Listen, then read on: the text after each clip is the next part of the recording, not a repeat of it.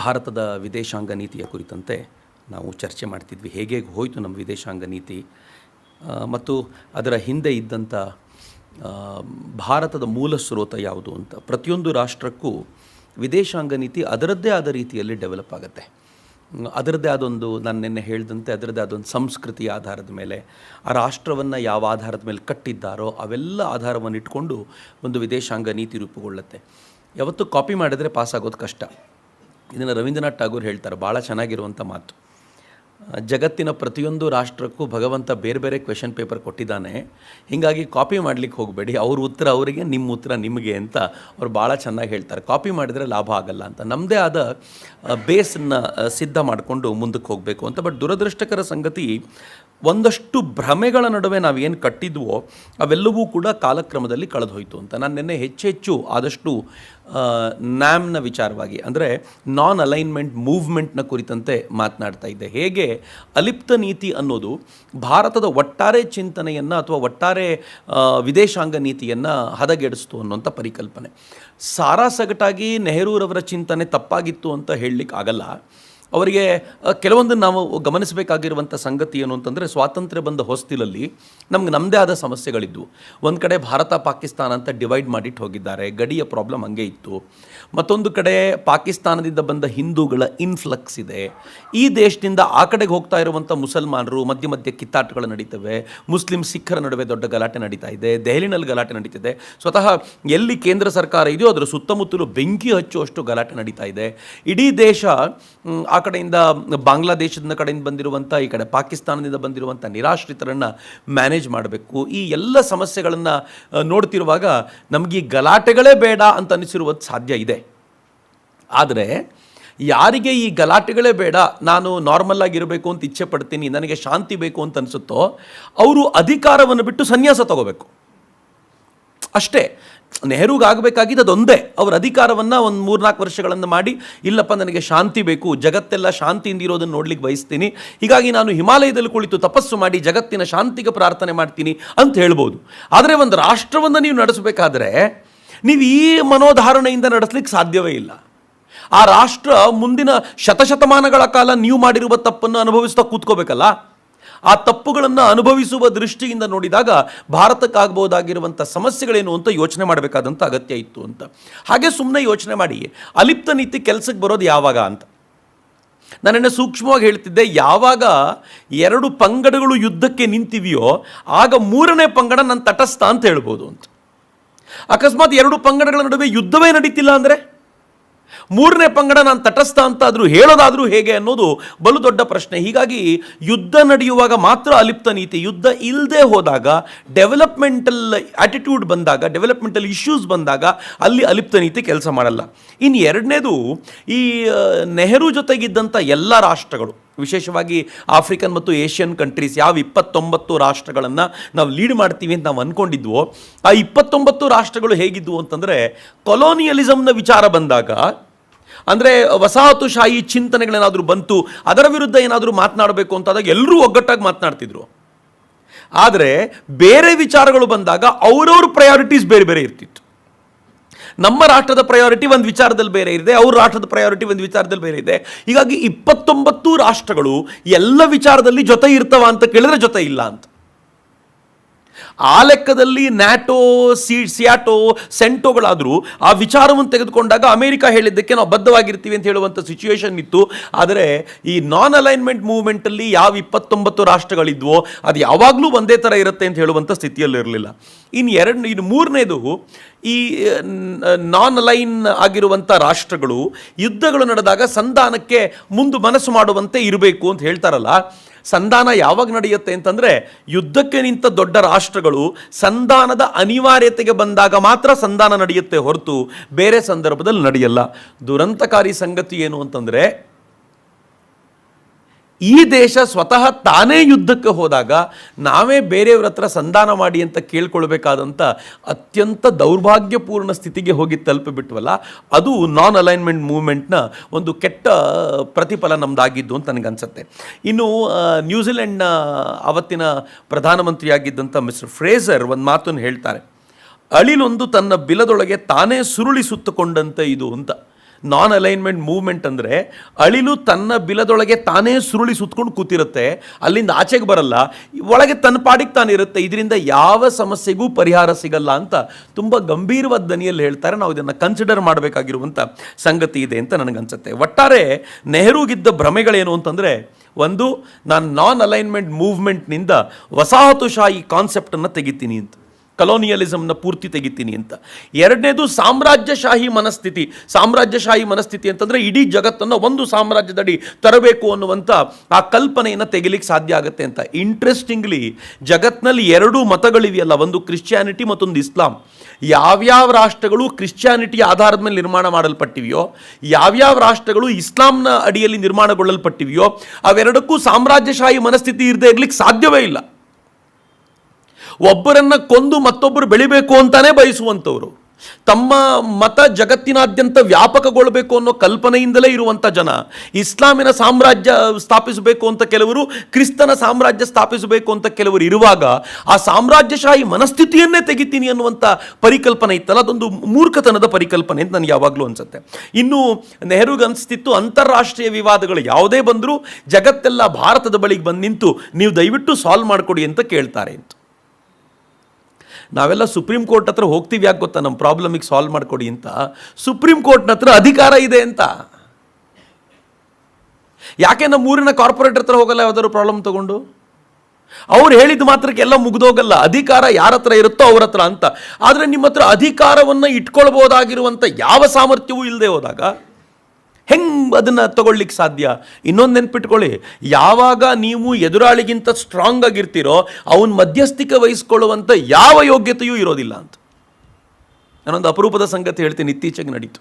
ಈ ದೇಶ ಪಾಕಿಸ್ತಾನದೊಂದಿಗೆ ಇಂಡಸ್ ವಾಟರ್ ಟ್ರೀಟಿ ಏನಿತ್ತು, IWT, ಆ ಇಂಡಸ್ ವಾಟರ್ ಟ್ರೀಟಿನ ತಾನು ಇನ್ನು ಮುಂದೆ ಬದಲಾಯಿಸ್ಕೊಳ್ತೀನಿ, 90 days ಟೈಮ್ ಕೊಡ್ತೀನಿ, ಈ 90 ದಿನದೊಳಗೆ ನೀವು ನನಗೆ ರಿಪ್ಲೈ ಮಾಡಬೇಕು ಈ ನೋಟಿಸ್ಗೆ, ಇಲ್ಲ ಅಂತಂದರೆ ನಾನು ಇದನ್ನು ಬದಲಾಯಿಸ್ನೋರಿದ್ದೀನಿ ಅಂತ ಭಾರತ ನೇರವಾಗಿ ಹೇಳಿತು ಪಾಕಿಸ್ತಾನಕ್ಕೆ. 1960s ಆಗಿರುವಂಥ ಇಂಡಸ್ ವಾಟರ್ ಟ್ರೀಟಿ, ನಮ್ಮ ನಡುವಿನ ಇಂಡಸ್ ವಾಟರ್ ಟ್ರೀಟಿ ಆಗಬೇಕಾದ್ರೆ ವರ್ಲ್ಡ್ ಬ್ಯಾಂಕ್ ಸೈನ್ ಮಾಡಿತ್ತು ಅದಕ್ಕೆ. ಆದರೆ ಭಾರತ ಇವತ್ತು ಯಾವ ಪೊಸಿಷನಿಗೆ ಬಂದಿದೆ ಅಂದರೆ, ವಿ ಡೋಂಟ್ ಕೇರ್, ನಾನು ಚೇಂಜ್ ಮಾಡ್ತೀನಿ, ಈಗ ನೀನು 90 ದಿನದಲ್ಲಿ ಉತ್ತರ ಕೊಡಬೇಕು ಅಂತ. ಪಾಕಿಸ್ತಾನ ನಮಗೆ ಆನ್ಸರ್ ಮಾಡಲಿಲ್ಲ, ಡೈರೆಕ್ಟ್ ವರ್ಲ್ಡ್ ಬ್ಯಾಂಕಿಗೆ ಹೋಯ್ತು. ನೋಡಿ ಭಾರತ ಹಿಂಗೆ ಹೇಳ್ತಿದೆ, ನೀವು ಸೈನ್ ಮಾಡಿದ್ದು ಅವತ್ತು ಅಂತ. ವರ್ಲ್ಡ್ ಬ್ಯಾಂಕ್ ಹೇಳ್ತು, ಫೈನ್, ನಾನು ಇಂಟರ್ವ್ಯೂನ್ ಮಾಡ್ತೀನಿ, ನಾನು ಇಬ್ಬರ ನಡುವೆ ಸಂಧಾನ ಮಾಡಲಿಕ್ಕೆ ಪ್ರಯತ್ನ ಪಡ್ತೀನಿ ಅಂತ. ಭಾರತ ಏನು ಹೇಳ್ತು ಗೊತ್ತಾ? ನೀನು ಯಾವ ಒಂದು ಸಂಧಾನ ಮಾಡಲಿಕ್ಕೆ? ನಂದು ಮತ್ತು ಪಾಕಿಸ್ತಾನದ ದ್ವಿಪಕ್ಷೀಯ ಮಾತುಕತೆಯಲ್ಲಿ ನಡಿಬೇಕಾಗಿರುವಂಥದ್ದು, ನಿನ್ನ ಕೆಲಸ ನೀನು ಮಾಡು, ಇದು ನಾನು ಮಾಡ್ಕೊಳ್ತೀನಿ ಅಂತ ಭಾರತ ತನ್ನದೇ ಆದ ದನಿಯಲ್ಲಿ ಉತ್ತರ ಕೊಡ್ಲಿಕ್ಕೆ ಸಾಧ್ಯ ಆಯ್ತಲ್ಲ. ಕಳೆದ ಒಂದು ವಾರದಿಂದ ನಡೆದಿರುವಂಥ ಘಟನೆ ಇದು. ಹೆಂಗೆ ಸಾಧ್ಯ ಆಯಿತು? ನಾವು ವರ್ಲ್ಡ್ ಬ್ಯಾಂಕನ್ನು ಮೀರಿ ಬೆಳೆಯುವಂಥ ಸಾಧ್ಯತೆ ಇದೆ ಅಂತ, ನೀವೇನು ಬೇಕಾಗಿಲ್ಲ ಈಗ ಅಂತ. ಆದರೆ ನಮ್ಗೆ ಆ ಹೆದರಿಕೆ ಇದ್ದಿದ್ದರೆ ನಾವು ವರ್ಲ್ಡ್ ಬ್ಯಾಂಕಿಗೆ ಹೆದರ್ಕೊಂಡು ತಗ್ಗಿ ಬಗ್ಗಿ ನಡಿಬೇಕಿತ್ತು, ಈ ಮಾತನ್ನು ಹೇಳುವಂಥ ಧೈರ್ಯ ಆಗ್ತಿರಲಿಲ್ಲ ಅಂತ. ಹೀಗಿರುವಾಗ ನಿಮಗಿಂತ ಸ್ಟ್ರಾಂಗ್ ಆಗಿರುವಂಥ ಅಮೇರಿಕ, ನಿಮಗಿಂತ ಸ್ಟ್ರಾಂಗ್ ಆಗಿರುವಂಥ ರಷ್ಯಾ, ನಿಮಗಿಂತ ಸ್ಟ್ರಾಂಗ್ ಆಗಿರುವಂಥ ಚೀನಾ, ನಿಮಗಿಂತ ಸ್ಟ್ರಾಂಗ್ ಆಗಿರುವಂಥ ಯುರೋಪು ನಿಮ್ಮ ಮಾತನ್ನು ಕೇಳುತ್ತೆ ಅನ್ನುವಂಥ ಭ್ರಮೆಯಲ್ಲಿದ್ದಿರಲ್ಲ. ಇದೇ ದೌರ್ಭಾಗ್ಯದ ಸಂಗತಿ ಅಂತ. ಈ ಭ್ರಮೆಗಳು ಬರೀ ಅವ್ರಿಗೆ ಅಂತಲ್ಲ, ನಮಗೆಲ್ಲ ಬರುತ್ತೆ. ಚೈನಾಕ್ಕೆ ಕರೋನಾ ಬಂದಿದ್ದಾಗ ನಾವೆಲ್ಲ ಏನು ಹೇಳ್ತಿದ್ವಿ, ನಮ್ಮ ಸಂಸ್ಕೃತಿ ಹೆಂಗಿದೆ ಅಂತಂದರೆ ಕರೋನಾ ಬರೋದೇ ಇಲ್ಲ ನಮಗೆ ಅಂತ. ಆದರೆ ಬಂತು, ಚೆನ್ನಾಗಿ ಸ್ವೀಪೇ ಮಾಡ್ತು ನಮಗೆ ಅಂತ.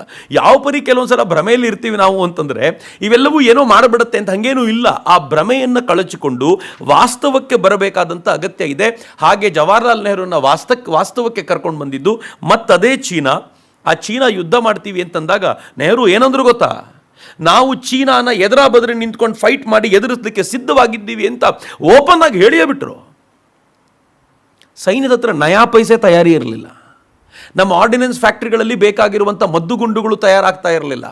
ಹೋಗಲಿ, ನಮಗೆ ಮದ್ದುಗುಂಡುಗಳನ್ನು ಸಪ್ಲೈ ಮಾಡಬಲ್ಲಂಥ ರಾಷ್ಟ್ರಗಳಾದರೂ ಇದ್ವಾ ಅಂತಂದರೆ ತಟಸ್ಥ ಅಲ್ಲ. ನಾವು ಯಾವ ರಾಷ್ಟ್ರ ಸಪೋರ್ಟ್ ಮಾಡಬೇಕು? ನಮಗೆ ನಾವು ರಷ್ಯಾದ ಹತ್ರ ಕೇಳಬೇಕು, ಅಮೆರಿಕಾದ ಹತ್ರ ಕೇಳಬೇಕು? ಯಾರೂ ಇಲ್ಲ. ಆದರೆ ಧೈರ್ಯವಾಗಿ ಹೇಳ್ಬಿಟ್ಟಿದ್ವಿ ಯುದ್ಧಕ್ಕೆ ಸಿದ್ಧ ಅಂತ. ಚೀನಾಕ್ಕೆ ಚೆನ್ನಾಗಿ ಗೊತ್ತಿತ್ತು ಭಾರತದ ಹತ್ರ ಏನೂ ಸಾಮರ್ಥ್ಯ ಇಲ್ಲ, ಇದಕ್ಕೆ ಸರಿಯಾದ ಪಾಠ ಕಲಿಸ್ಬೋದು ಅಂತ. ಯಾವ ಥರ ಹೀನಾಯ ಸೋಲು ನಮಗಾಯಿತು ಅಂತಂದರೆ, ಜವಾಹರ್ಲಾಲ್ ನೆಹರೂಗೆ ಅವರ ಭ್ರಮೆಯಿಂದ ಹೊರಗೆ ಬರಲಿಕ್ಕೆ ಅದೊಂದು ಕಾರಣ ಆಯಿತು ಅಂತ, ಅಥವಾ ಕಾರಣ ಆಗ್ಬೋದಿತ್ತು ಅಂತ ನನಗನ್ಸುತ್ತೆ. ಅದಾದಮೇಲೆ ಭಾಳ ದಿನಗಳ ಕಾಲ ಅವರು ಉಳ್ಕೊಳ್ಳಿಲ್ಲ. ಅದಾಗಿದೆಯೋ ಬದಲಾವಣೆ ಬಂದಿದೆಯೋ ಅಂತ ನಮ್ಗೆ ಗೊತ್ತಾಗಲಿಕ್ಕೆ ಅವರೇ ಬಹಳ ಕಾಲ ಉಳ್ಕೊಳ್ಳಿಲ್ಲ.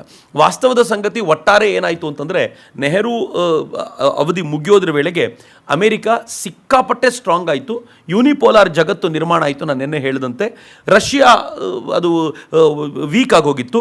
ಈ ಕಡೆ ಜಗತ್ತು ಯಾವುದಾದ್ರೂ ಒಂದು ಕಡೆ ವಾಲ್ಬೇಕು ಎನ್ನುವಂಥ ನಿಶ್ಚಯಕ್ಕೆ ಬಂದಿತ್ತು.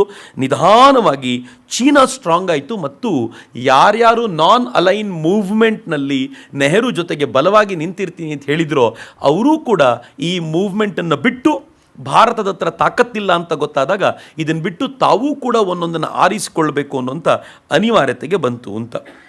ಆದರೆ ನಾವು ವೀಕ್ ಆಗಿರುವಂಥ ಹೊತ್ತಿನಲ್ಲಿ ಚೀನಾ ತನ್ನ ಫಾರಿನ್ ಪಾಲಿಸಿನ ಹೇಗೆ ನಿರ್ಮಾಣ ಮಾಡ್ಕೊಳ್ತು ಅನ್ನೋದನ್ನು ಒಂದು ಸ್ವಲ್ಪ ಯೋಚನೆ ಮಾಡಬೇಕು ಅಂತ. ಫಾರಿನ್ ಪಾಲಿಸಿ ಅನ್ನೋದು ಅದು ಓವರ್ನೈಟ್ ನಿರ್ಮಾಣ ಆಗೋದಿಲ್ಲ. ಈಗ ಭಾರತದ ಫಾರಿನ್ ಪಾಲಿಸಿ ಹೇಗಿರಬೇಕು ಅಂತಂದರೆ ನರೇಂದ್ರ ಮೋದಿ ಬಂದ ಮೇಲೆ ಆಗಿದ್ದು ಅಂತ ತಿಳ್ಕೊಳ್ಬೇಡಿ. ಭಾರತದ ಫಾರಿನ್ ಪಾಲಿಸಿ ಅನ್ನೋದು over the time, over the period ಬೆಳಕೊಂಡು ಬಂದಿದೆ. ಅದು ಜವಾಹರ್ಲಾಲ್ ನೆಹರು ಕಾಲದಿಂದ ಹಿಡಿದು ಮನಮೋಹನ್ ಸಿಂಗ್ರ 10 ವರ್ಷದ ಅವಧಿಯೊಳಗೂ ಏನೇನು ಆಗಿದೆ ಅಂತ ನೋಡಿಕೊಂಡು ಅಲ್ಲಿ ಏನು ಮೂಲಭೂತ ವ್ಯವಸ್ಥೆಗಳು ಯಾವುದು ಚೆನ್ನಾಗಿದೆ ಅಂತ ಅನಿಸಿದೆಯೋ ಅದನ್ನು ಉಳಿಸ್ಕೊಂಡು ಅದರ ಮೇಲೆ ಫಾರಿನ್ ಪಾಲಿಸಿಯನ್ನು ಗಟ್ಟಿ ಮಾಡ್ತಾ ಹೋಗಲಾಗುತ್ತೆ. ಆದರೆ ಡೈನಮಿಸಮ್ ಬೇಕಾಗತ್ತಷ್ಟೇ ಅದನ್ನು ಮುಂದಕ್ಕೆ ತೆಗೆದುಕೊಂಡು ಹೋಗಲಿಕ್ಕೆ. ಚೀನಾ ತುಂಬ ಸ್ಪಷ್ಟವಾಗಿ 3 ಹೆಜ್ಜೆಯನ್ನು, 3 ಹಂತವನ್ನು ನಿರ್ಣಯ ಮಾಡಿಕೊಳ್ತು. ಮೊದಲನೇದು ಏನು ಅಂತಂದರೆ, ಚೀನಾ ಜಾಗತಿಕ ಶಕ್ತಿಗಳು ಯಾವುದಿದೆಯೋ ಅದು ರಷ್ಯಾ ಇರ್ಬೋದು, ಅಮೇರಿಕಾ ಇರ್ಬೋದು, ಜಾಗತಿಕ ಶಕ್ತಿಯಾಗಿ ಯಾವ ರಾಷ್ಟ್ರಗಳಿವೆಯೋ ಅವುಗಳ ಜೊತೆ ವ್ಯವಹಾರ ಮಾಡಬೇಕಾದ್ರೆ ನಾನೂ ಒಂದು ಜಾಗತಿಕ ಶಕ್ತಿ ಅನ್ನುವ ಕಲ್ಪನೆಯಿಂದಲೇ ವ್ಯವಹಾರ ಮಾಡಬೇಕು ಅಂತ. ಇದು ಲೇಯರ್ 1. ಪ್ರತಿಯೊಂದು ರಾಷ್ಟ್ರಕ್ಕೂ ಸೂಟ್ ಆಗಬಲ್ಲಂಥ ಸಂಗತಿ. ಜಾಗತಿಕ ರಾಷ್ಟ್ರಗಳೊಂದಿಗೆ ವ್ಯವಹಾರ ಮಾಡಬೇಕಾದ್ರೆ ನಾನು ದೀನ, ನಾನು ದರಿದ್ರ, ನಾನು ಬಡವ ಅಂದ್ಕೊಂಡು ವ್ಯವಹಾರ ಮಾಡಿದ್ರೆ ಆಗಲ್ಲ ಅಂತ. ನಾನು ಚೀನಾ, ನಾನು ನಿಮ್ಮ ಜೊತೆ ವ್ಯವಹಾರ ಮಾಡಬೇಕಾದ್ರೆ ನಿಮ್ಮ ಸಮಕ್ಕೆ ವ್ಯವಹಾರ ಮಾಡ್ತೀನಿ ಅಂತ. ಇದು ಲೇಯರ್ 1. ಎರಡನೇದು, ನಮ್ಮ ಸುತ್ತಮುತ್ತಲೂ ಇರುವ ರಾಷ್ಟ್ರಗಳೊಂದಿಗೆ ವ್ಯವಹಾರ ಮಾಡಬೇಕಾಗಿ ಬಂದಾಗ ಸಹಕಾರದ ದೃಷ್ಟಿಯಿಂದ ವ್ಯವಹಾರ ಮಾಡ್ತೀನಿ ಅಂತ. ಸಹಕಾರದ ದೃಷ್ಟಿಯಿಂದ ಯಾಕೆ ಅಂತಂದರೆ ನನ್ನ ಪಕ್ಕದಲ್ಲಿರುವಂಥವ್ರು ಬೇಕಾಗ್ತಾರೆ, ಯಾವಾಗಲಿದ್ರೂ ಉಪಯೋಗ ಆಗ್ತಾರೆ.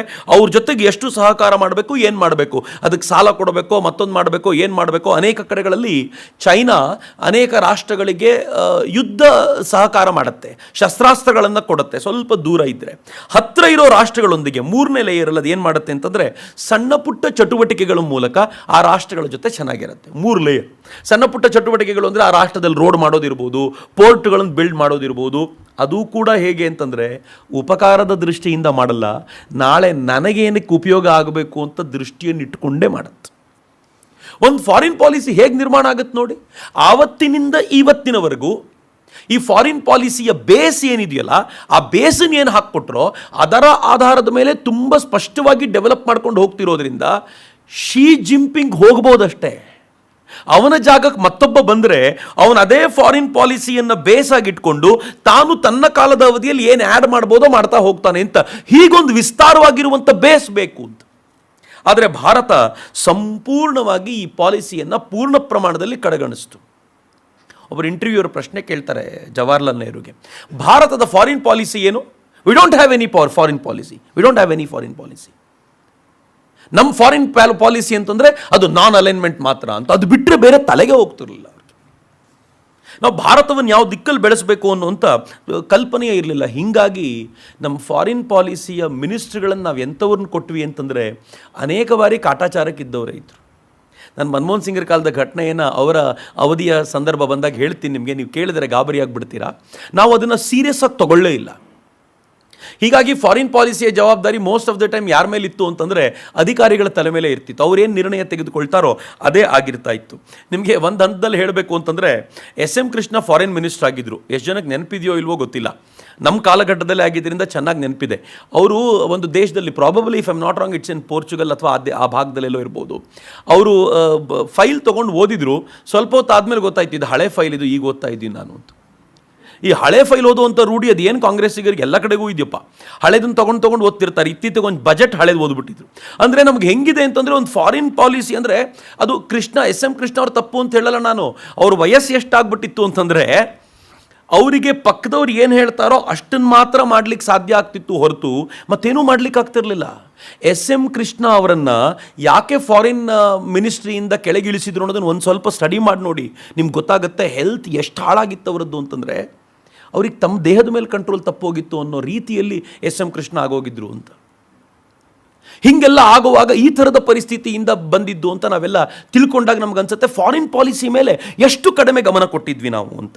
ಇನ್ನೂ ಎಲ್ಲಿವರೆಗೂ ಇದೆ ನಮ್ಮ ದೇಶದಲ್ಲಿ ಅಂತಂದರೆ, ಹೊಸ ಐಡಿಯಾನ ತಗೊಳ್ಳೋದೂ ಇಲ್ಲ, ನಾವು ಯಾರಿಗೂ ಹೊಸ ಐಡಿಯಾ ಕೊಡೋದೂ ಇಲ್ಲ.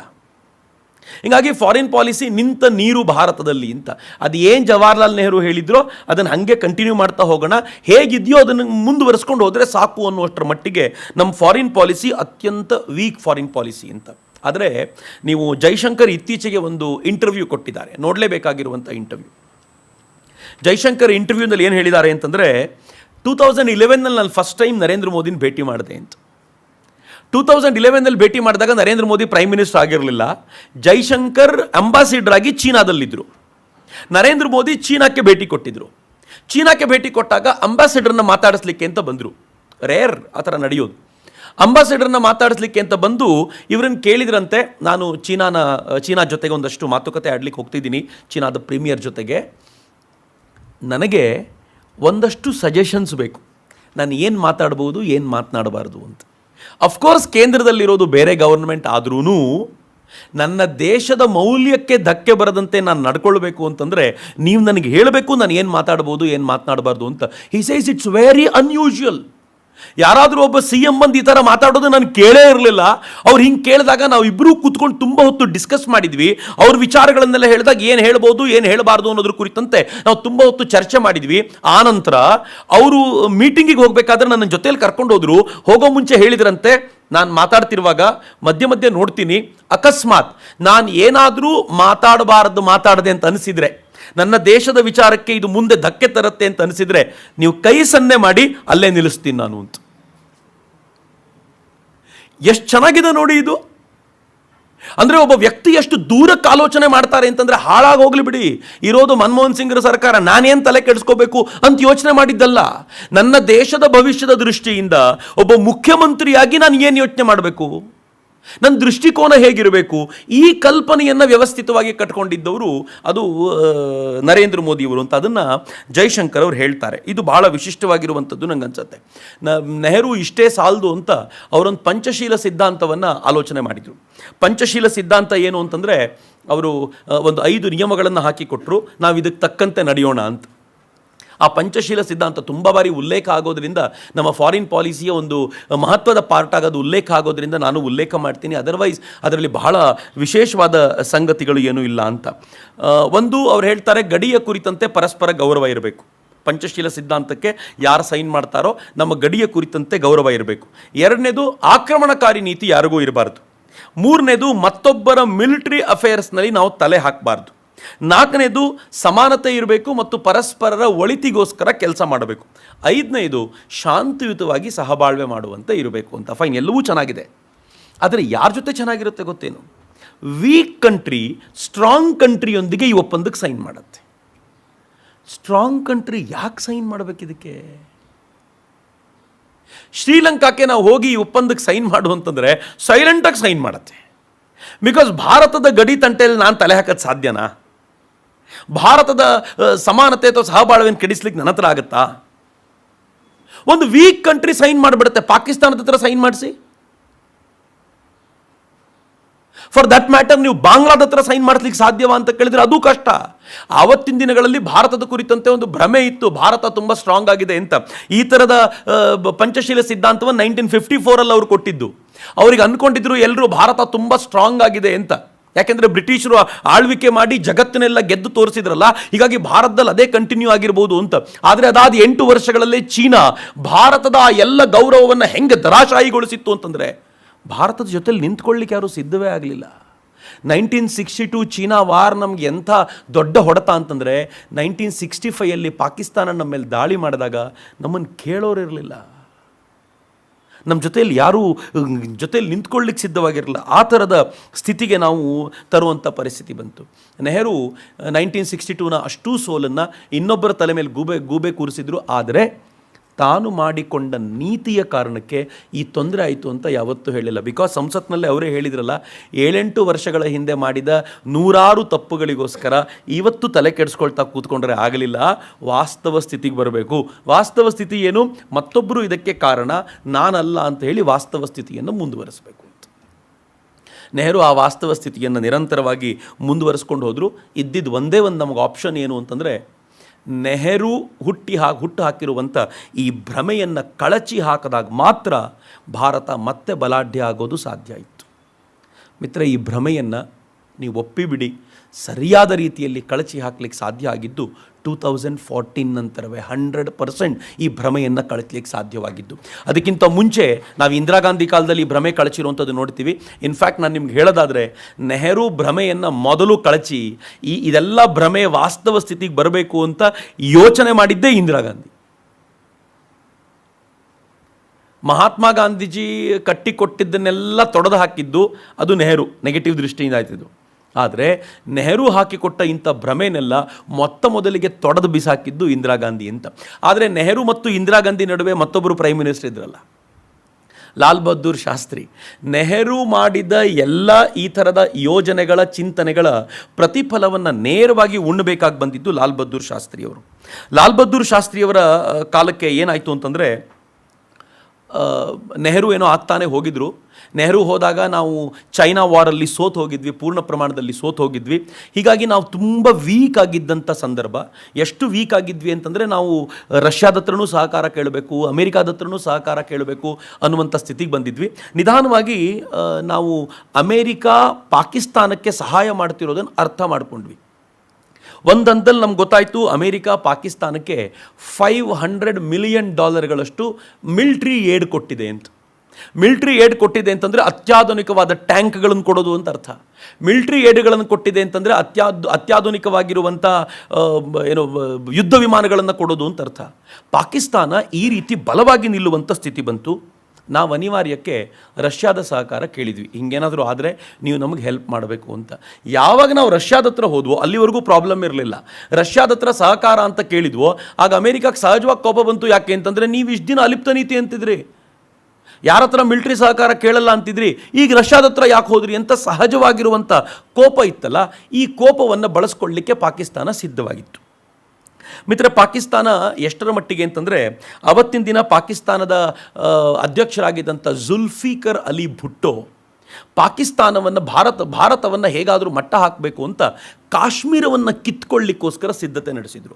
ಅವ್ರಿಗೆ ಚೆನ್ನಾಗಿ ಗೊತ್ತಿತ್ತು ಭಾರತೀಯ ಸೇನೆಯ ಮೊರ್ಯಾಲ್ ಸತ್ತು ಹೋಗಿದೆ, ಅವರೊಂದು ಯುದ್ಧವನ್ನು ಸೋತು ಹೋಗಿದ್ದಾರೆ, ಈಗ ಅವರಿಂದ ಇದನ್ನು ಕಿತ್ಕೊಂಡ್ರೆ ನಮ್ಗೆ ಅನುಕೂಲ ಆಗತ್ತೆ ಅಂತ ಸ್ಪಷ್ಟವಾಗಿ ನಿರ್ಣಯ ಮಾಡಿ ಅವರು ಏನು ಮಾಡಿದರು, ಅವರು ವ್ಯವಸ್ಥಿತವಾದ ಪ್ಲ್ಯಾನ್ ಮಾಡಿದರು. 1963ನಲ್ಲೇ ಭಾರತದಲ್ಲಿ ಗೂಢಚರ್ಯೆ ಶುರು ಮಾಡಿದರು.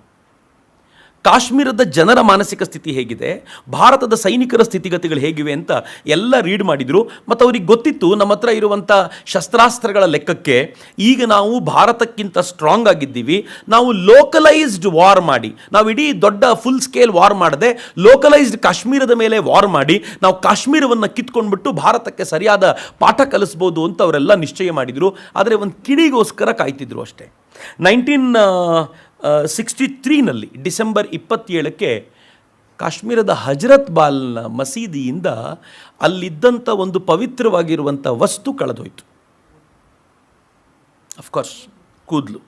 ಆ ಕೂದಲು ಕಳೆದು ಹೋದಾಗ ಇಡೀ ದೇಶದಲ್ಲಿ ದೊಡ್ಡ ಗಲಾಟೆ ಆಯಿತು. ದೇಶದಲ್ಲಿ ಅಷ್ಟೇ ಅಲ್ಲದೆ ಈಸ್ಟ್ ಪಾಕಿಸ್ತಾನ ಮತ್ತು ವೆಸ್ಟ್ ಪಾಕಿಸ್ತಾನ ಎರಡೂ ಭಾಗಗಳಲ್ಲಿ ಹಿಂದೂಗಳ ಮಾರಣ ಹೋಮವೇ ನಡೆದೋಯ್ತು. ಆ ಕಳೆದು ಹೋಗಿದ್ದ ಕೂದಲು ಜನವರಿ 4ಕ್ಕೆ ವಾಪಸ್ ಸಿಕ್ತು.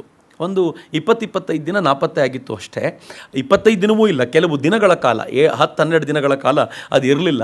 ಅದು ವಾಪಸ್ ಬಂತು. ಅದನ್ನು ಯಾರೋ ನೋಡಿದ್ರು, ಹೌದು ಇದು ಅದೇ ಕೂದಲು ಅಂತ ವಾಪಸ್ ಇಟ್ಟರು. ಅಲ್ಲಿಗೆಲ್ಲವೂ ಶಾಂತವಾಗಬೇಕಾಗಿತ್ತು. ಆದರೆ ಪಾಕಿಸ್ತಾನ ಈ ಅವಕಾಶವನ್ನು ಬಳಸ್ಕೊಂಡು ಇಡೀ ಕಾಶ್ಮೀರದಲ್ಲಿ ಬೆಂಕಿ ಹಚ್ಚುವಂಥ ಕೆಲಸವನ್ನು ಮಾಡಿತು.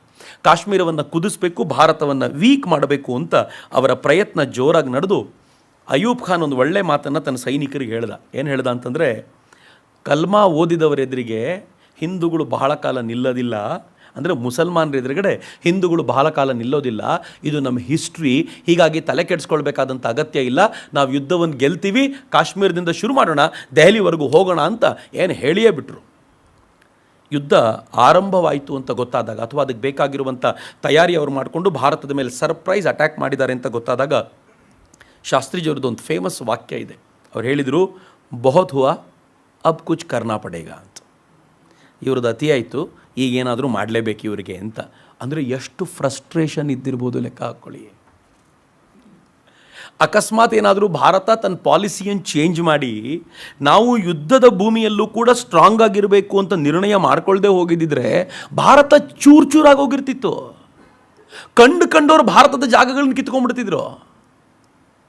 ಅದೇ ಪಾಲಿಸಿನ ಕಂಟಿನ್ಯೂ ಮಾಡ್ಕೊಂಡು ಹೋಗಿದ್ದಿದ್ರೆ, ಅಥವಾ ಜವಾಹರ್ಲಾಲ್ ನೆಹರು 10 ವರ್ಷ ಇದ್ದಿದ್ರೂ ಕೂಡ ಏನಾಗಿರ್ತಿತ್ತೋ ಗೊತ್ತಿಲ್ಲ.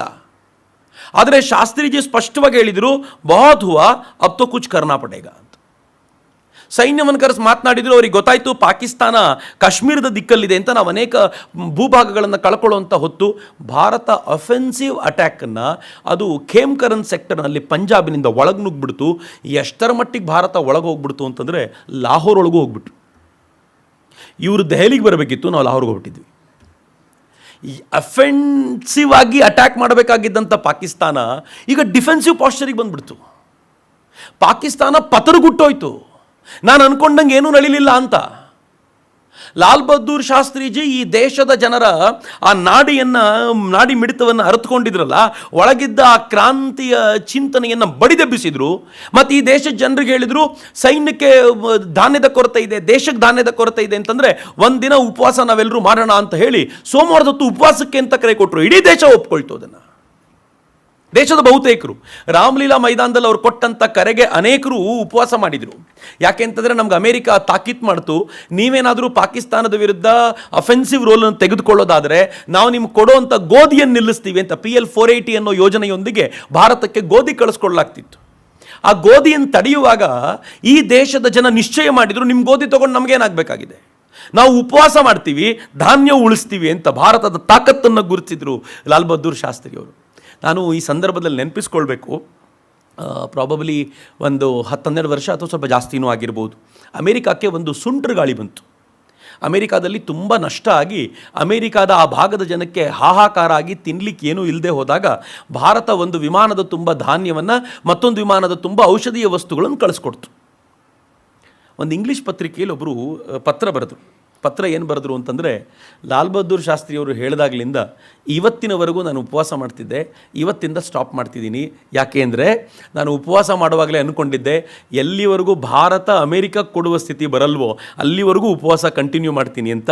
ಈಗ ನಾನು ಸ್ಟಾಪ್ ಮಾಡ್ತಿದ್ದೀನಿ ಅಂತ. ನಂಗೆ ಆ ಲೆಟರ್ ಅದೆಂಥ ಪ್ರೇರಣೆ ಅಂತಂದರೆ, ಭಾರತೀಯರ ಒಳಗಿನ ಈ ಅಗ್ನಿಯನ್ನು ಹೇಗೆ ಅವರು ಅದು ಕಿಂಡಲ್ ಮಾಡಿದರು ಅನ್ನೋದನ್ನು ನಾವು ಸ್ವಲ್ಪ ಗಂಭೀರವಾಗಿ ಯೋಚನೆ ಮಾಡ್ಬೋದು ಅಂತ ನನಗನ್ಸುತ್ತೆ. ಇಲ್ಲಿಂದ ಲಾಲ್ ಬಹದ್ದೂರ್ ಶಾಸ್ತ್ರಿಯವರು ಆ ಇಡೀ ಹೋರಾಟಕ್ಕೆ ಯಾವ ಥರದ ರೂಪವನ್ನು ಕೊಟ್ಟರು ಅಂತಂದರೆ, ಪಾಕಿಸ್ತಾನ ಸಾಕಷ್ಟು ಹೊಡೆತವನ್ನು ತಿಂತು. ಆದರೆ ನಮಗೊಂದು ಹೆದರಿಕೆ ಏನಿತ್ತು ಅಂತಂದರೆ, ಈ ಕಡೆ ನಾವು ಪಾಕಿಸ್ತಾನದ ಜೊತೆಗೆ ಯುದ್ಧ ಮಾಡ್ತಿರುವಾಗಲೇ ಆ ಕಡೆ ಚೈನಾ ಏನಾದರೂ ಎಂಟ್ರಿ ತೊಗೊಂಡ್ಬಿಟ್ರೆ ಮುಂದೇನಾಗ್ಬೋದು ಅಂತ. ಆ ಕಡೆ ಚೈನಾ ಬಂತು ಅಂತ ಹೇಳುವಾಗಲೇ ಇಂಡೋನೇಷ್ಯಾನ ನೆನ್ನೆ ಹೇಳಿದಂತೆ ನಮ್ಮ ಆತ್ಮೀಯ ಜೊತೆಗಾರನಾಗಿದ್ದಂಥ ಈ ಅಲಿಪ್ತ ನೀತಿಯೊಳಗೆ ಅದರಲ್ಲಿದ್ದಂಥ ಸುಕರ್ಣು ತುಂಬ ಸ್ಪಷ್ಟವಾಗಿ ಹೇಳಿದ, ನಾವೇನಾದರೂ ಭಾರತ ತುಂಬ ಅಡ್ವೆಂಚರ್ ಮಾಡಿದರೆ ನೌಕಾಸೇನೆಯನ್ನು ಕಳಿಸ್ಲಿಕ್ಕೆ ಸಿದ್ಧವಾಗಿದ್ದೀವಿ ಅಂತ ಅವನು ಹೇಳಿಬಿಟ್ಟ. ಅಂದರೆ ನಮ್ಗೆ ಈ ಕಡೆಯೂ ದಾಳಿ ಆಗುತ್ತೆ, ಆ ಕಡೆಯೂ ದಾಳಿ ಆಗುತ್ತೆ, ಎಲ್ಲ ದಿಕ್ಕಿನಿಂದ ನಮಗೆ ದಾಳಿಯಾಗುವಂಥ ಸಾಧ್ಯತೆ ಇದೆ ಅಂತ. ಆದರೆ ಮುಂದೇನು ಅಂತ ಭಾರತ ಯೋಚನೆ ಮಾಡೋ ಹೊತ್ತಿಗೆ ಭಾರತದ ರಕ್ಷಣಾ ಸಚಿವರು ಹೇಳಿದರು, ನಮ್ಮ ಹತ್ರ ಅಮ್ಯುನಿಷನ್ಸು ಖಾಲಿಯಾಗೋಗಿದೆ, ನಾವು ಇನ್ನು ಬಹಳ ಕಾಲ ಯುದ್ಧ ಮಾಡಲಿಕ್ಕೆ ಸಾಧ್ಯ ಇಲ್ಲ, ಕೆಲವು ದಿನಗಳಷ್ಟೇ ಯುದ್ಧ ಮಾಡುವ ಸಾಮರ್ಥ್ಯ ನಮಗಿದೆ ಅಂತ. ಲಾಲ್ ಬಹದ್ದೂರ್ ಶಾಸ್ತ್ರಿಯವರು ಹೇಳಿದಾಗಲಿಂದ ಇವತ್ತಿನವರೆಗೂ ನಾನು ಉಪವಾಸ ಮಾಡ್ತಿದ್ದೆ, ಇವತ್ತಿಂದ ಸ್ಟಾಪ್ ಮಾಡ್ತಿದ್ದೀನಿ. ಯಾಕೆ ಅಂದರೆ ನಾನು ಉಪವಾಸ ಮಾಡುವಾಗಲೇ ಅಂದ್ಕೊಂಡಿದ್ದೆ, ಎಲ್ಲಿವರೆಗೂ ಭಾರತ ಅಮೇರಿಕಕ್ಕೆ ಕೊಡುವ ಸ್ಥಿತಿ ಬರಲ್ವೋ ಅಲ್ಲಿವರೆಗೂ ಉಪವಾಸ ಕಂಟಿನ್ಯೂ ಮಾಡ್ತೀನಿ ಅಂತ. ಈಗ ನಾನು ಸ್ಟಾಪ್ ಮಾಡ್ತಿದ್ದೀನಿ ಅಂತ. ನಂಗೆ ಆ ಲೆಟರ್ ಅದೆಂಥ ಪ್ರೇರಣೆ ಅಂತಂದರೆ, ಭಾರತೀಯರ ಒಳಗಿನ ಈ ಅಗ್ನಿಯನ್ನು ಹೇಗೆ ಅವರು ಅದು ಕಿಂಡಲ್ ಮಾಡಿದರು ಅನ್ನೋದನ್ನು ನಾವು ಸ್ವಲ್ಪ ಗಂಭೀರವಾಗಿ ಯೋಚನೆ ಮಾಡ್ಬೋದು ಅಂತ ನನಗನ್ಸುತ್ತೆ. ಇಲ್ಲಿಂದ ಲಾಲ್ ಬಹದ್ದೂರ್ ಶಾಸ್ತ್ರಿಯವರು ಆ ಇಡೀ ಹೋರಾಟಕ್ಕೆ ಯಾವ ಥರದ ರೂಪವನ್ನು ಕೊಟ್ಟರು ಅಂತಂದರೆ, ಪಾಕಿಸ್ತಾನ ಸಾಕಷ್ಟು ಹೊಡೆತವನ್ನು ತಿಂತು. ಆದರೆ ನಮಗೊಂದು ಹೆದರಿಕೆ ಏನಿತ್ತು ಅಂತಂದರೆ, ಈ ಕಡೆ ನಾವು ಪಾಕಿಸ್ತಾನದ ಜೊತೆಗೆ ಯುದ್ಧ ಮಾಡ್ತಿರುವಾಗಲೇ ಆ ಕಡೆ ಚೈನಾ ಏನಾದರೂ ಎಂಟ್ರಿ ತೊಗೊಂಡ್ಬಿಟ್ರೆ ಮುಂದೇನಾಗ್ಬೋದು ಅಂತ. ಆ ಕಡೆ ಚೈನಾ ಬಂತು ಅಂತ ಹೇಳುವಾಗಲೇ ಇಂಡೋನೇಷ್ಯಾನ ನೆನ್ನೆ ಹೇಳಿದಂತೆ ನಮ್ಮ ಆತ್ಮೀಯ ಜೊತೆಗಾರನಾಗಿದ್ದಂಥ ಈ ಅಲಿಪ್ತ ನೀತಿಯೊಳಗೆ ಅದರಲ್ಲಿದ್ದಂಥ ಸುಕರ್ಣು ತುಂಬ ಸ್ಪಷ್ಟವಾಗಿ ಹೇಳಿದ, ನಾವೇನಾದರೂ ಭಾರತ ತುಂಬ ಅಡ್ವೆಂಚರ್ ಮಾಡಿದರೆ ನೌಕಾಸೇನೆಯನ್ನು ಕಳಿಸ್ಲಿಕ್ಕೆ ಸಿದ್ಧವಾಗಿದ್ದೀವಿ ಅಂತ ಅವನು ಹೇಳಿಬಿಟ್ಟ. ಅಂದರೆ ನಮ್ಗೆ ಈ ಕಡೆಯೂ ದಾಳಿ ಆಗುತ್ತೆ, ಆ ಕಡೆಯೂ ದಾಳಿ ಆಗುತ್ತೆ, ಎಲ್ಲ ದಿಕ್ಕಿನಿಂದ ನಮಗೆ ದಾಳಿ ಆಗುವಂಥ ಸಾಧ್ಯತೆ ಇದೆ ಅಂತ. ಆದರೆ ಮುಂದೇನು ಅಂತ ಭಾರತ ಯೋಚನೆ ಮಾಡೋ ಹೊತ್ತಿಗೆ ಭಾರತದ ರಕ್ಷಣಾ ಸಚಿವರು ಹೇಳಿದರು, ನಮ್ಮ ಹತ್ರ ಅಮ್ಯುನಿಷನ್ಸು ಖಾಲಿಯಾಗೋಗಿದೆ, ನಾವು ಇನ್ನು ಬಹಳ ಕಾಲ ಯುದ್ಧ ಮಾಡಲಿಕ್ಕೆ ಸಾಧ್ಯ ಇಲ್ಲ, ಕೆಲವು ದಿನಗಳಷ್ಟೇ ಯುದ್ಧ ಮಾಡುವ ಸಾಮರ್ಥ್ಯ ನಮಗಿದೆ ಅಂತ. ಎಲ್ಲಿವರೆಗೂ ಅಂತಂದರೆ ಪಾಕಿಸ್ತಾನದ ಹತ್ರ ಅಮೇರಿಕ ಕೊಟ್ಟಂಥ ಅತ್ಯಾಧುನಿಕವಾದ ಪೆಟನ್ ಟ್ಯಾಂಕ್ಗಳಿದ್ವು. ಅಮೆರಿಕ ಪಾಕಿಸ್ತಾನ ಮಟ್ಟ ಹಾಕಬೇಕಿತ್ತು. ಯಾಕೆ ಗೊತ್ತೇನು? ಆ ಪೆಟನ್ ಟ್ಯಾಂಕ್ಗಳನ್ನಾಗಲಿ ಯುದ್ಧ ವಿಮಾನಗಳನ್ನಾಗಲಿ ಅಮೆರಿಕ ಪಾಕಿಸ್ತಾನಕ್ಕೆ ಕೊಟ್ಟಿದ್ಯಾಕೆ ಅಂತಂದರೆ ಭಾರತದ ಮೇಲೆ ದಾಳಿ ಮಾಡುವಂತಲ್ಲ. ಯಾವಾಗ ಈ ಮಿತ್ರ ರಾಷ್ಟ್ರಗಳು ಅವರ ಮಿತ್ರ ರಾಷ್ಟ್ರಗಳ ಮೇಲೆ ಶತ್ರುಗಳು ದಾಳಿ ಮಾಡ್ತಾರೋ ಆಗ ಅದನ್ನು ಬಳಸಬೇಕು ಅಂತಲೇ ಹೊರತು ಈ ಥರದಕ್ಕಲ್ಲ. ಆದರೆ ಪಾಕಿಸ್ತಾನ ಎಷ್ಟು ಸಪೋರ್ಟಿವ್ ಆಗಿತ್ತು ಪಾಕಿಸ್ತಾನಕ್ಕೆ ಅಮೆರಿಕ ಅಂತಂದರೆ ಅವ್ರು ಹಾಗೆ ಮಾಡಿದಾಗಲೂ ಪ್ರಶ್ನೆ ಕೇಳಲಿಲ್ಲ. ಆದರೆ ನಮ್ಮ ಸೇನೆಯ ಸೈನಿಕರನ್ನು ನಾವು ಮೆಚ್ಚಬೇಕು. ಯಾಕೆ ಅಂತಂದರೆ ಅವರ ಅತ್ಯಾಧುನಿಕವಾದ ಪೆಟನ್ ಟ್ಯಾಂಕ್ಗಳನ್ನು ನಮ್ಮ ಅತ್ಯಂತ ಹಳೆಯ ಸೆಂಚುರಿಯನ್ ಟ್ಯಾಂಕ್ಗಳನ್ನು ಬಳಸ್ಕೊಂಡು ಹೇಗೆ ಉಡಾಯಿಸಿದ್ರು ಅಂತಂದರೆ, ನನಗೆ ಆ ಕಥೆ ಇಲ್ಲಿ ಅಗತ್ಯ ಇಲ್ಲ, ಆದರೂ ನಾನು ಹೇಳ್ತೀನಿ. ನಂಗೆ ಭಾಳ ಇಷ್ಟವಾಗುವಂಥ ಘಟನೆಗಳವು. ಒಂದು ಪೆಟನ್ ಟ್ಯಾಂಕ್ ಅದು ಹೇಗೆ ಕೆಲಸ ಮಾಡುತ್ತೆ ಅಂತಲೇ ಗೊತ್ತಿಲ್ಲ ನಮಗೆ, ಅತ್ಯಾಧುನಿಕವಾದ್ದು ಅಂತಷ್ಟೇ ಗೊತ್ತಿದೆ. ಅದರ ಎದುರುಗಡೆ ನಾವು ಸೆಂಚುರಿಯನ್ ಟ್ಯಾಂಕ್ಗಳನ್ನು ತೆಗೆದುಕೊಂಡು ಹೋಗಿ ನಿಲ್ಲಿಸ್ಕೋಬೇಕು. ಒಂದು ಸೆಂಚುರಿಯನ್ ಟ್ಯಾಂಕ್ಗಳು ಒಂದು ಪೆಟನ್ ಟ್ಯಾಂಕಿಗೆ ಸಾಕಾಗುತ್ತೋ ಇಲ್ವೋ ಗೊತ್ತಿಲ್ಲ. ಹೀಗಾಗಿ ನಮ್ಮ ಹತ್ರ ಇರುವಂಥ ಕಡಿಮೆ ಸೆಂಚುರಿಯನ್ ಟ್ಯಾಂಕ್ಗಳೇ ಒಂದು ಪೆಟನ್ ಟ್ಯಾಂಕ್ಗಳಿಗೆ 3 ಸೆಂಚುರಿಯನ್ ಟ್ಯಾಂಕ್ ಅಂತ ಜೋಡಿಸ್ಕೊಂಡು ಕೂತಿದ್ವಿ ನಾವು. ಆ ಕಡೆಯಿಂದ ಖೇಮ್ಕರನ್ ಸೆಕ್ಟರ್ನಲ್ಲಿ ಅವರ ಪೆಟನ್ ಟ್ಯಾಂಕ್ಗಳು ಬರಬೇಕಾದ್ರೆ ಈ ದೇಶದ ಸೈನಿಕರು ಕಬ್ಬಿನ ಗದ್ದೆಯೊಳಗೆ ತಮ್ಮ ಟ್ಯಾಂಕ್ಗಳನ್ನು ಮುಚ್ಚಿಟ್ಕೊಂಡು ಕೂತಿದ್ರಂತೆ, ಇದು ಯಾವಾಗ ಬರುತ್ತೆ ಅಂತ. ಒಂದು ಟ್ಯಾಂಕನ್ನು ಅಟ್ಯಾಕ್ ಮಾಡಲಿಕ್ಕೆ ನಮ್ಮ ಕಡೆಯಿಂದ 3 ಟ್ಯಾಂಕ್ಗಳನ್ನು ಜೋಡಿಸ್ಕೊಂಡು ಕೂತಿದ್ದಾರೆ. ಗೊತ್ತಿಲ್ಲ ಅದು ಹೆಂಗೆ ವರ್ಕ್ ಮಾಡುತ್ತೆ ಅಂತ. ಥ್ಯಾಂಕ್ ಗಾಡ್ ಪಾಕಿಸ್ತಾನಿಯರಿಗೂ ಗೊತ್ತಿರಲಿಲ್ಲ ಹೆಂಗೆ ವರ್ಕ್ ಮಾಡುತ್ತೆ ಅಂತ. ಹೀಗಾಗಿ ನಾವು ಬಚಾವಾದ್ವಿ. ಭಾಳ ಚೆನ್ನಾಗಿದೆ. ಹವಿಲ್ದಾರ್ ಅಬ್ದುಲ್ ಹಮೀದ್ ಪರಮವೀರ್ ಚಕ್ರ ಆಯ್ತು ಆಮೇಲೆ ಅವರಿಗೆ. ಅವರು ಎಷ್ಟು ಅಂತ ಕಾಯ್ಕೊಂಡು ಕೂತ್ಕೊಳ್ಳೋದು ಇವರಿಗೆ.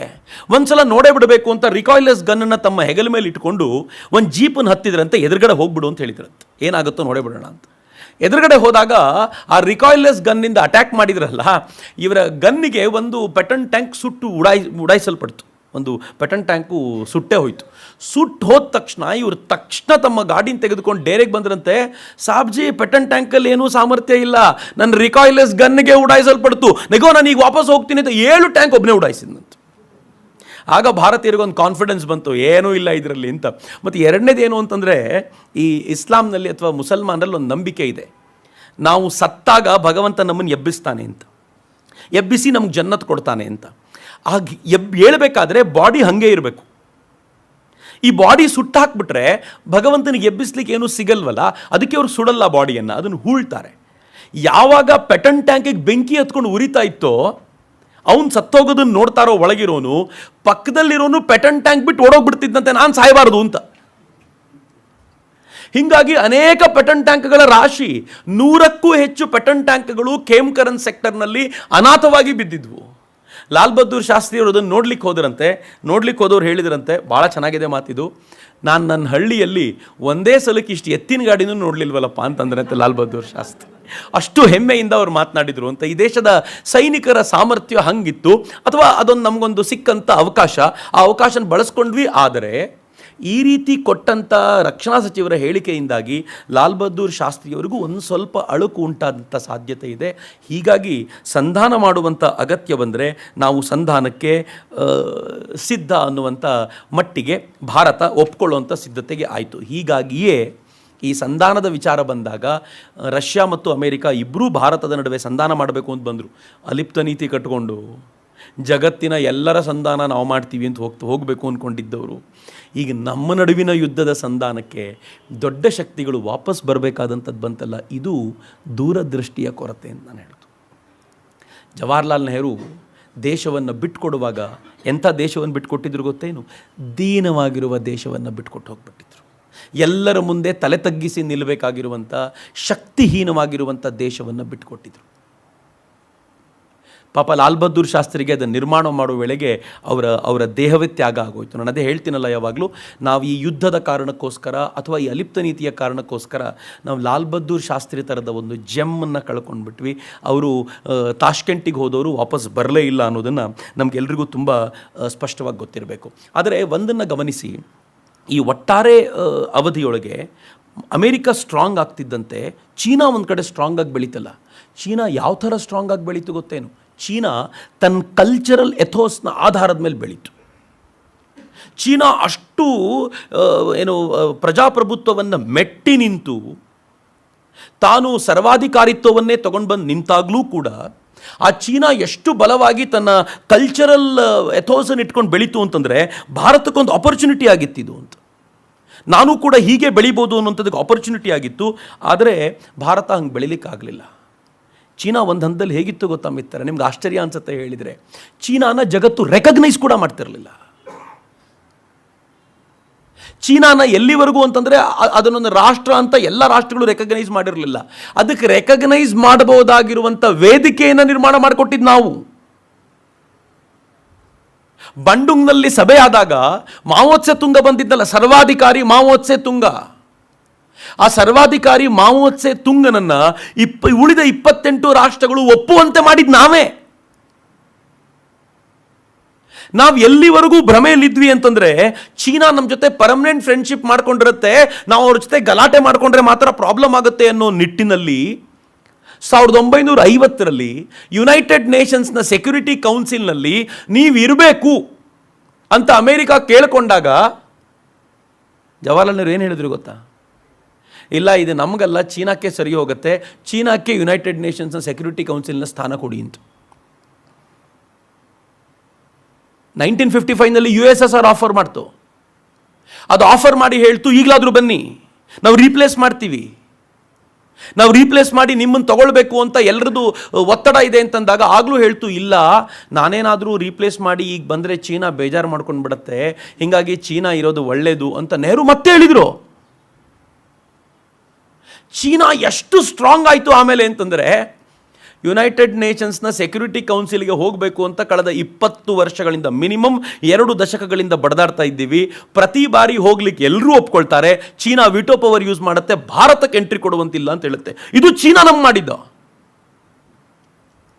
1954ನಲ್ಲಿ ಸಂಸತ್ನಲ್ಲಿ ಪ್ರಶ್ನೆ ಕೇಳಿದ್ರು ಜವಾಹರ್ಲಾಲ್ ನೆಹರುಗೆ, ನೀವು ಯಾಕೆ ಬೇಡ ಅಂದ್ರಿ ಅವತ್ತು ಕೊಟ್ಟಾಗ ಅಂತ. ಇಲ್ಲ, ನನಗೆ ಯಾರೂ ಹಿಂಗೆ ಕೇಳಲೇ ಇಲ್ಲ ಅಂದ್ಬಿಟ್ರು. ಆದರೆ ಅವ್ರು ಕೇಳಿದರು ಅನ್ನೋ ಕುರಿತಂತೆ ಅವರದ್ದೇ ಅವರ ಕುರಿತಂತೆಯೇ ಬರೆದಿರುವಂಥ ಗ್ರಂಥಗಳು ಅನೇಕ ಬಾರಿ ಉಲ್ಲೇಖ ಮಾಡಿವೆ ಅವರನ್ನು ಕೇಳಿದ್ದಾರೆ ಅಂತ. ಆದರೆ ಆನಂತರ ಸಮರ್ಥನೆ ಏನು ಕೊಡ್ತಾರೆ ಕಾಂಗ್ರೆಸ್ಸಿಗರು ಅಂತಂದರೆ, ಕೇಳಿದ್ದು ಒಳ್ಳೆ ಹೃದಯದಿಂದಲ್ಲ, ಭಾರತ ಎಷ್ಟರ ಮಟ್ಟಿಗೆ ಅಲಿಪ್ತ ನೀತಿಗೆ ಅಂಟಿಕೊಂಡಿದೆ ಅಂತ ನೋಡಬೇಕು, ಅದಕ್ಕೋಸ್ಕರ ಕೇಳಬೇಕು ಅಂತ ಕೇಳಿದ್ದು. ನಮ್ಗೆ ಯಾರೂ ಕೊಡ್ತಿರಲಿಲ್ಲ. ಅದಕ್ಕೆ ಜವಾಹರ್ಲಾಲ್ ನೆಹರು ಭಾಳ ಕ್ಲೆವರ್ಲಿ, ಬುದ್ಧಿವಂತಿಕೆಯಿಂದ ಬೇಡ ಅಂತ ಹೇಳಿ ಅವ್ರಿಗೆಲ್ರಿಗೂ ಹೇಳಿದ್ರು, ನಾವು ನ್ಯಾಮ್ಗೆ ತುಂಬ ಅಡೆಸಿವ್ ಆಗಿ, ತುಂಬ ಗಟ್ಟಿಯಾಗಿ ಆತ್ಕೊಂಡಿದ್ದೀವಿ ಅಂತ ಹೇಳುವಂಥ ಪ್ರಯತ್ನ ಮಾಡಿದ್ರು ಅಂತ ಈಗಲೂ ಅವ್ರ ಬಗ್ಗೆ ಹೇಳುವಂಥ ಪ್ರಯತ್ನ ಮಾಡ್ತಾರೆ. ಬಟ್ ನಮಗೆ ಸಿಗಬಹುದಾಗಿರುವಂಥ ಎಲ್ಲ ಅವಕಾಶವನ್ನು ಡೆಫಿನೆಟ್ಲಿ ಕಳ್ಕೊಳ್ಬೇಕಾಗಿ ಬಂತು. ಈ ಯುದ್ಧದ ನಂತರ 1965 ಇಂಡೋ ಪಾಕಿಸ್ತಾನ್ ವಾರ್ನ ನಂತರ ನಮ್ಗೆ ಗೊತ್ತಾಗಿದ್ದಂಥ ಮಹತ್ವದ ಸಂಗತಿ ಏನು ಅಂತಂದರೆ, ನೀವು ಅಲಿಪ್ತ ನೀತಿಯನ್ನು ಅನುಸರಿಸಿದರೂ ಕೂಡ ಅಮೇರಿಕಾದ, ರಷ್ಯಾದ, ಯುರೋಪಿನ ಸಹಾಯ ಬೇಡಲೇಬೇಕಾಗಿರುವಂಥ ಸ್ಥಿತಿ ಬಂತು. ಶಕ್ತಿ ಇಲ್ಲದವನ ಪ್ರವಚನ ಯಾರೂ ಕೇಳಲ್ಲ. ನೀವು ಶಕ್ತಿಯ ಮಾತನ್ನಾಡ್ತಾ ನರಪೇತಲನ ಥರ ಇದ್ದು, ಏನೂ ಕೆಲಸಕ್ಕೆ ಬರೆದೋನ್ ಥರ ಇದ್ದರೆ, ಮಾತಾಡ್ತಾ ಮಧ್ಯ ತಲೆ ಸುತ್ತಿ ಬೀಳೋ ಥರ ಇದ್ದರೆ, ನಿಮ್ಮ ಮಾತನ್ನು ಯಾರಾದರೂ ಯಾಕೆ ಕೇಳಬೇಕು? ಭಾರತ ಆ ಥರದ ಸ್ಥಿತಿಯಲ್ಲಿತ್ತು, ಅದು ಅರ್ಥ ಆಯಿತು ಭಾರತಕ್ಕೆ. ಎರಡನೇದು, 1947, 1965, 1999 ಕಾರ್ಗಿಲ್ನಲ್ಲಿ 3 ಬಾರಿ ಪಾಕಿಸ್ತಾನ ಸರ್ಪ್ರೈಸ್ ಅಟ್ಯಾಕ್ ಮಾಡ್ತು.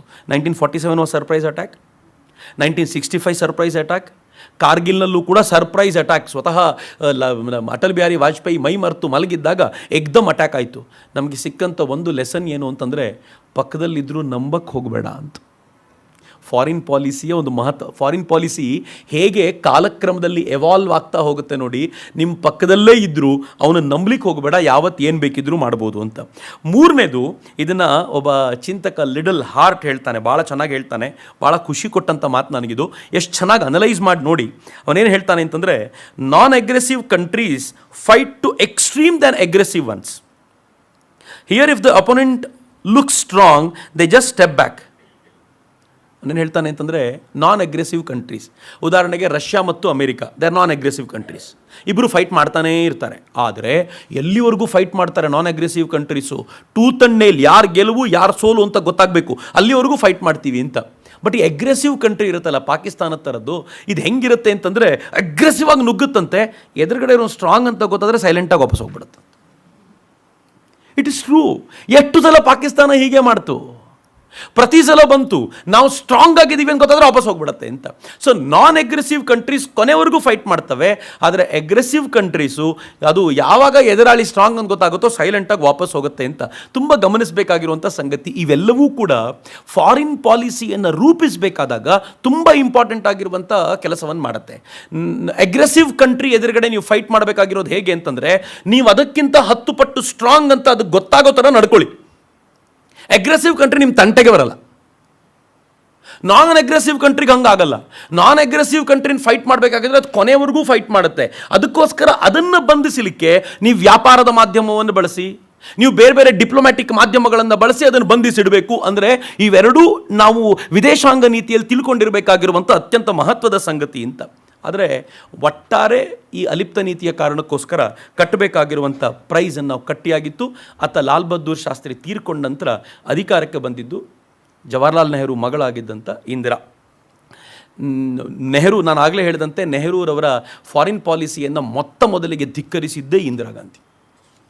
ಆಕೆ ಧಿಕ್ಕರಿಸಿ ಏನು ಮಾಡಿದ್ಲು, ಯಾವುದಾದ್ರೂ ಒಂದು ಗ್ರೂಪಿನ ಜೊತೆ ಗುರುತಿಸ್ಕೊಳ್ಬೇಕು ಅಂತ. You will wonder if I say, ಆಕೆ ಏನು ಮಾಡಿದ್ಲು 1969ನಲ್ಲಿ ಈ DP ಧರ್ ಅಂತ ಒಬ್ಬ ಅಧಿಕಾರಿಯನ್ನು ಆಕೆ ರಷ್ಯಾಕ್ಕೆ ಕಳಿಸಿ, ರಷ್ಯಾದೊಂದಿಗೆ ಮಾತುಕತೆ ನಡೆಸಿ ಒಪ್ಪಂದಕ್ಕೆ ಬೇಕಾಗಿರುವಂಥ ಎಲ್ಲ ತಯಾರಿಗಳನ್ನು ಮಾಡಿಕೊಂಡು, ರಷ್ಯಾದೊಂದಿಗೆ ಒಪ್ಪಂದಕ್ಕೆ ಬೇಕಾಗಿರುವಂಥ, ರಷ್ಯಾದ ಸಹಕಾರವನ್ನು ಕೇಳುವಂಥ ಒಪ್ಪಂದಕ್ಕೆ ಬೇಕಾಗಿರುವ ಎಲ್ಲ ತಯಾರಿಯನ್ನು ಮಾಡ್ಕೊಂಡು ಬಂದಳು. ಇನ್ನೇನು ಸೈನ್ ಮಾಡಬೇಕು, ಸೈನ್ ಮಾಡೋಕ್ಕಿಂತ ಮುಂಚೆ ತನ್ನ ಪೊಲಿಟಿಕಲ್ ಅಫೇರ್ಸ್ ಕಮಿಟಿನ ಕೂರಿಸ್ಕೊಂಡು ರಷ್ಯಾ ಜೊತೆ ಒಪ್ಪಂದ ಮಾಡ್ಕೋತಿದ್ದೀವಿ ಅಂತ. ಇದನ್ನು ಯಾಕೆ ಹೇಳ್ತಿದ್ದೀನಿ ಗೊತ್ತೇನು? ಅನೇಕ ಬಾರಿ ಕಾಂಗ್ರೆಸ್ಸಿಗರು ನರೇಂದ್ರ ಮೋದಿಯನ್ನು ಸರ್ವಾಧಿಕಾರಿ ಅಂತ ಕರೀತಾರೆ. ನರೇಂದ್ರ ಮೋದಿ ನಿರ್ಣಯವನ್ನು ತಾನೊಬ್ಬರೇ ತೆಗೆದುಕೊಳ್ತಾರೆ ಅಂತ. ಈ ಪ್ರೆಸಿಡೆನ್ಸನ್ನು ಹಾಕ್ಕೊಟ್ಟಿದ್ದು ಯಾರು ಅಂದರೆ ಇಂದಿರಾ ಗಾಂಧಿನೇ, ಜವಾಹರ್ಲಾಲ್ ನೆಹರೂನೇ. ಏನಾದರೂ ನಿರ್ಣಯ ತೆಗೆದುಕೋಬೇಕು ಅಂದರೆ ಎಲ್ರಿಗೂ ಹೇಳಬೇಕಿಲ್ಲ, ನಾನು ಮಾತ್ರ ಮಾಡ್ತೀನಿ ಅಂತ.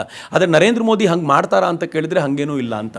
ಇತ್ತೀಚೆಗೆ ಅಫ್ಕೋರ್ಸ್ ಆ ಇಂಟರ್ವ್ಯೂನಲ್ಲಿ ಇವ್ರು ಹೇಳ್ತಾರೆ, ಜೈಶಂಕರ್ ಹೇಳ್ತಾರೆ, ನರೇಂದ್ರ ಮೋದಿ ಹೇಗೆ ಅಂತಂದರೆ ಕೆಲವೊಂದು ಸಲ ರಾತ್ರಿ 11ವರೆಗೂ ಕಾಲ್ ಮಾಡ್ತಾರಂತೆ. ಒಂದೊಂದು ಸಲ ತುರ್ತಾಗಿ ನೋಡಬೇಕು ಅಂದರೆ ಬನ್ನಿ ಅಂತ ಕರೀತಾರಂತೆ. ಕೆಲವೊಂದು ಸಲ ತುರ್ತಾಗಿ ಇವರೇ ನೋಡಲಿಕ್ಕೆ ಅಂತ ಅವ್ರ ಕಚೇರಿಗೆ ಬಂದುಬಿಡ್ತಾರಂತೆ. ಟರ್ಕಿಯ ಸಮಸ್ಯೆ ಆದಾಗ ರಾತ್ರಿ ಹೊತ್ತು ತುಂಬ ಹೊತ್ತಿನವರೆಗೆ ಎದ್ದಿದ್ರಂತೆ ಜೈಶಂಕರ್, ತಮ್ಮದೆಲ್ಲ ಫೈಲ್ಸ್ ಎಲ್ಲ ಕ್ಲಿಯರ್ ಮಾಡಬೇಕು ಅಂತ. ನೋಡಿದ್ರೆ ನರೇಂದ್ರ ಮೋದಿಯವರು ಬಂದುಬಿಟ್ಟಿದ್ರಂತೆ. ಏನು ಅಂತ ಕೇಳಿದರೆ, ಟರ್ಕಿ ಇಶ್ಯೂ ಕೇಳಿದೆ, ನಾವು ಏನು ಮಾಡ್ಬೋದು ಹೇಳಿ ಅಂತ. ಎಷ್ಟು ಚೆನ್ನಾಗಿದೆ ನೋಡಿ, ತಾನೊಬ್ಬನೇ ನಿರ್ಣಯ ತೆಗೆದುಕೊಳ್ಳಿಲ್ಲ.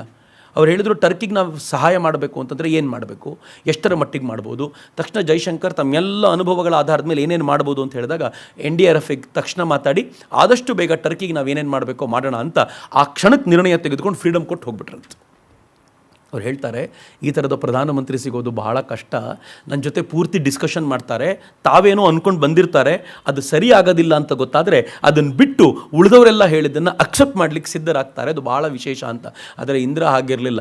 ರಷ್ಯಾ ಜೊತೆಗೆ ಅಲಿಪ್ತ ನೀತಿಯನ್ನು ಮೀರಿ ಒಪ್ಪಂದ ಮಾಡ್ಕೊಳ್ಬೇಕು ಅಂತ ಗೊತ್ತಾದಾಗ ಪಾರ್ಲಿಮೆಂಟ್ರಿ ಅಫೇರ್ಸ್ ಕಮಿಟಿಗೆ ಗೊತ್ತಿಲ್ಲದಂತೆ ಮಾಡಿ ಮುಗಿಸಿಯಾಗಿತ್ತು. ನಾವು ಗಂಭೀರವಾಗಿ ಯೋಚನೆ ಮಾಡಬೇಕಾಗಿರುವಂಥ ಸಂಗತಿ. ಈ ಕಾಲಕ್ಕೆ 1971ರಲ್ಲಿ ನಮಗೆ ಈಸ್ಟ್ ಪಾಕಿಸ್ತಾನದಿಂದ ಕಿರಿಕಿರಿ ಶುರುವಾಯಿತು. ತುಂಬ ಜನ ಅಲ್ಲಿಂದ ಭಾರತದೊಳಗೆ ಬರಲಿಕ್ಕೆ ಶುರುವಾದರು. ಎಷ್ಟರ ಮಟ್ಟಿಗೆ ಅಂತಂದರೆ ಆ ಇನ್ಫ್ಲಕ್ಸನ್ನು ತಡಿಲಿಕ್ಕೆ ಭಾರತದಲ್ಲಿ ಆಗ್ತಿರಲಿಲ್ಲ. ಯಾಕೆ ಅಂತಂದರೆ ಅಲ್ಲಿ ವೆಸ್ಟ್ ಪಾಕಿಸ್ತಾನದ ಸೈನಿಕರ ಅವರ ಕುಕೃತ್ಯಗಳು ಜಾಸ್ತಿಯಾಗಿ ಅದನ್ನು ತಾಳ್ಕೊಳ್ಳಿಕ್ಕಾಗದೆ ಬಾರ್ಡರ್ನ ಕ್ರಾಸ್ ಮಾಡಿ ಬರ್ತಿದ್ರು. ಇನ್ನು ಸ್ವಲ್ಪ ದಿನದಲ್ಲಿ ವೆಸ್ಟ್ ಪಾಕಿಸ್ತಾನ ಅಥವಾ ಈಗಿನ ಪಾಕಿಸ್ತಾನದಿಂದ ಇದೇ ರೀತಿ ಇನ್ಫ್ಲಕ್ಸನ್ನು ನೀವು ನೋಡ್ತೀರಾ.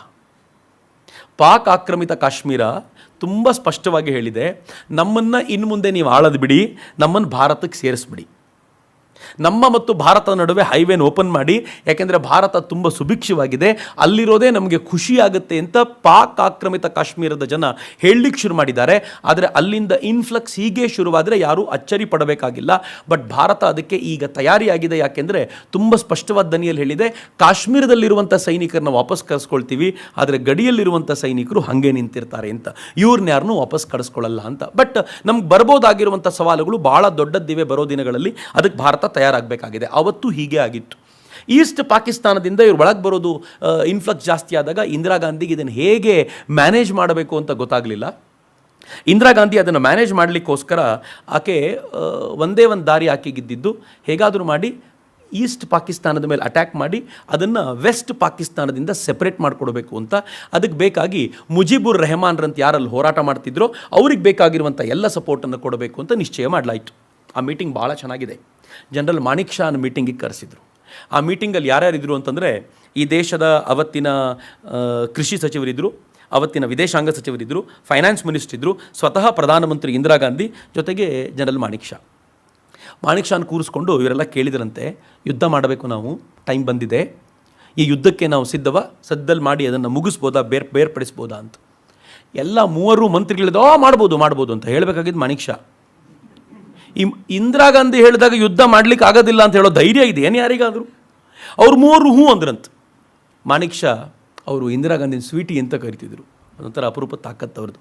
No sweetie we cannot do ಅಂತಂದು, ನಾವು ವಾರ್ ವೇಜ್ ಮಾಡಲಿಕ್ಕೆ ಆಗಲ್ಲ ಈಗ ಅಂತ. ತಕ್ಷಣ ಇಂದಿರಾ ಗಾಂಧಿ ಕೋಪಿಸ್ಕೊಳ್ಳಿಲ್ಲ. ಈ ಮೂರು ಜನ ಇಂದಿರಾ ಗಾಂಧಿ ಹೇಳಿದಾಗ ಹಿಂಗೆ ಹೇಳ್ತೀಯ ನೀನು ಅಂತ ಹೇಳೋ ಮಟ್ಟಿಗೆ ಕೆಕ್ಕರಿಸ್ಕೊಂಡು ನೋಡಿದ್ರಂತೆ. ಮಾಣಿಕ್ ಷಾ ಕೃಷಿ ಸಚಿವರ ಹತ್ರ ತಿರುಗಿ, ನಾವು ಯುದ್ಧ ಮಾಡಲಿಕ್ಕೆ ಹೋದರೆ ಎಷ್ಟು ದಿನ ಆಗುತ್ತೆ ಅಂತ ಗೊತ್ತಿಲ್ಲ, ಅಷ್ಟು ದಿನ ಭಾರತೀಯರಿಗೆ ಬೇಕಾಗಿರುವಷ್ಟು ಧಾನ್ಯದ ದಾಸ್ತಾನು ಇದೆಯಾ ಅಂತ ಕೇಳಿದ್ರಂತೆ. ಕೃಷಿ ಸಚಿವರ ಹತ್ರ ಮಾತೇ ಇಲ್ಲ, ಸೈಲೆಂಟ್ ಆದರು. ಫೈನಾನ್ಸ್ ಮಿನಿಸ್ಟರ್ ಹತ್ರ ಕೇಳಿದರು, ಖರ್ಚು ಎಷ್ಟಾಗುತ್ತೆ ಅಂತ ಗೊತ್ತಿಲ್ಲ, ಪ್ರತಿದಿನವೂ ಬರ್ಡನ್ನೇ ಇದು, ದುಡ್ಡಿದೆಯಾ ಬೊಕ್ಕಸದಲ್ಲಿ? ಇಲ್ಲ ಅಂದರು. ಅವ್ರಿಗೂ ಏನು ಹೇಳಲಿಕ್ಕಾಗಲಿಲ್ಲ. ಎಕ್ಸ್ಟರ್ನಲ್ ಅಫೇರ್ಸ್ ಮಿನಿಸ್ಟ್ರಿಗೆ ಕೇಳಿದ್ರಂತೆ, ನೋಡಪ್ಪ, ಯುದ್ಧ ಶುರು ಮಾಡಿದ ತಕ್ಷಣ ಜಗತ್ತಿನ ಎಲ್ಲ ರಾಷ್ಟ್ರಗಳು ಮುಗಿಬೀಳ್ತವೆ, ಆ ರಾಷ್ಟ್ರಕ್ಕೆ ಉತ್ತರ ಹೇಳುವಂಥ ತಾಕತ್ತು ನಿಮ್ಮಲ್ಲಿದೆಯಾ ಹೇಳಿ, ನಾನು ಯುದ್ಧಕ್ಕೆ ಹೋಗ್ತೀನಿ. 4ನೇ ಪಾಯಿಂಟು, ಸ್ವತಃ ನನ್ನನ್ನೇ ಕೇಳೋದಾದರೆ ನನ್ನ ಸೈನಿಕರಿಗೆ ಇನ್ನೂ ಯುದ್ಧ ಮಾಡಬೇಕು ಅನ್ನುವಂಥ ಆ ಟ್ರೈನಿಂಗೇ ಕೊಡಲಿಕ್ಕಾಗಲಿಲ್ಲ, ಅವ್ರನ್ನ ನಾವು ರಕ್ಷಣೆಗೋಸ್ಕರ ಕಾಯಿಸ್ಕೊಂಡಿಟ್ಟಿದ್ದೀವಿ, ಅಫೆನ್ಸಿಗೆ ಬೇಕಾಗಿರುವಂಥ ತಯಾರಿ ಮಾಡಬೇಕಲ್ಲ, ಅದಕ್ಕೆ ನನಗೊಂದು 6 ತಿಂಗಳು ಬೇಕು, ನೀವು 6 ತಿಂಗಳು ಬಿಟ್ಟು ನನಗೆ ಹೇಳಿ 15 ದಿನದಲ್ಲಿ ಯುದ್ಧ ಮುಗಿಸ್ಕೊಡ್ತೀನಿ ಅಂದ್ರಂತು. ಅದು ಮಾಣಿಕ್ ಷಾ ಸಾಮರ್ಥ್ಯ. ಅದು ಇಂದಿರಾ ಗಾಂಧಿ ಏನು ಮಾಡಿದ್ರಂತ ಗೊತ್ತಾ? ನಂಗೆ ಕೆಲವೊಂದು ಸಲ ಇಂದಿರಾ ಗಾಂಧಿ ಭಾಳ ಇಷ್ಟ ಆಗೋದು ಆ ಕಾರಣಕ್ಕೆ.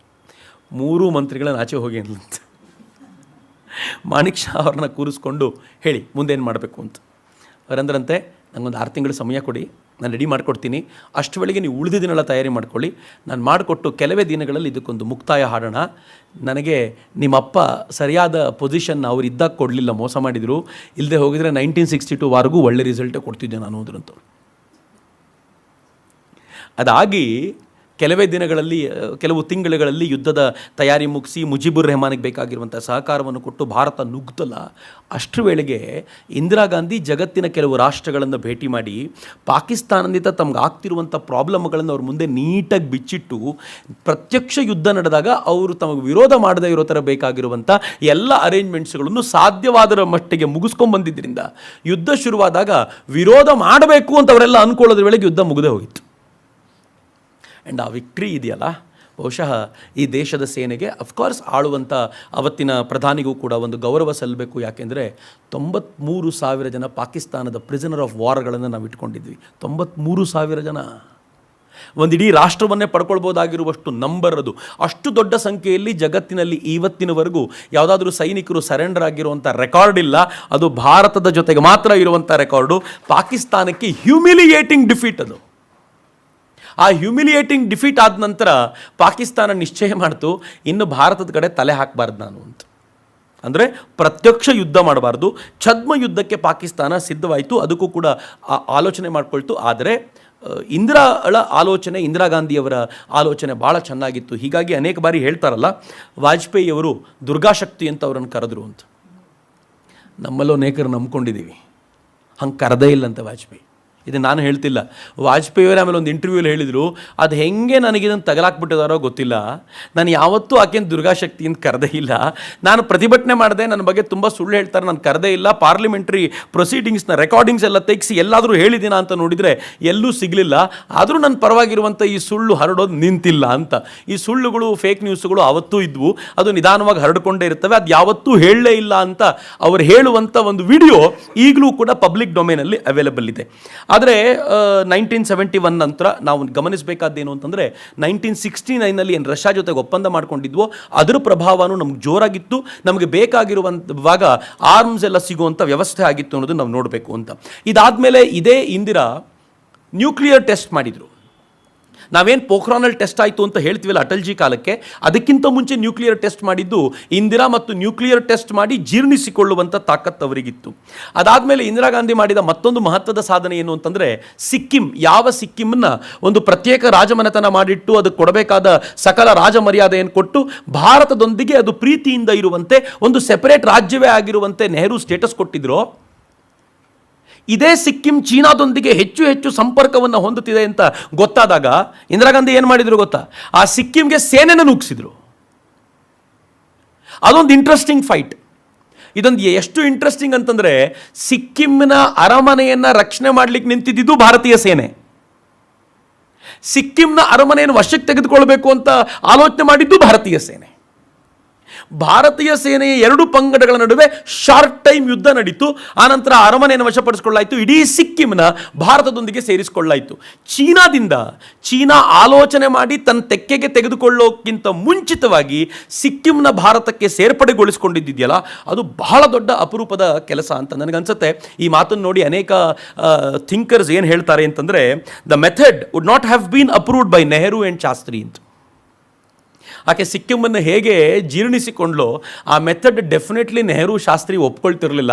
ಈ ಥರ ಅಟ್ಯಾಕ್ ಮಾಡಿ ನಮ್ಮದೇ ದೇಶದ ಒಂದು ಭಾಗವನ್ನು ಕಿತ್ಕೊಳ್ಳೋದ ಅನ್ನುವಂಥ ಚಿಂತನೆಯಲ್ಲಿ ಅವ್ರಿಗಿರ್ತಿತ್ತು ಅಂತ. ಶಾಸ್ತ್ರಿಜಿ ಒಪ್ಕೊಳ್ತಿದ್ರು ಎಲ್ಲೋ ಗೊತ್ತಿಲ್ಲ, ನೆಹರು ಅಂತ ಖಂಡಿತ ಒಪ್ಕೊಳ್ತಿರಲಿಲ್ಲ.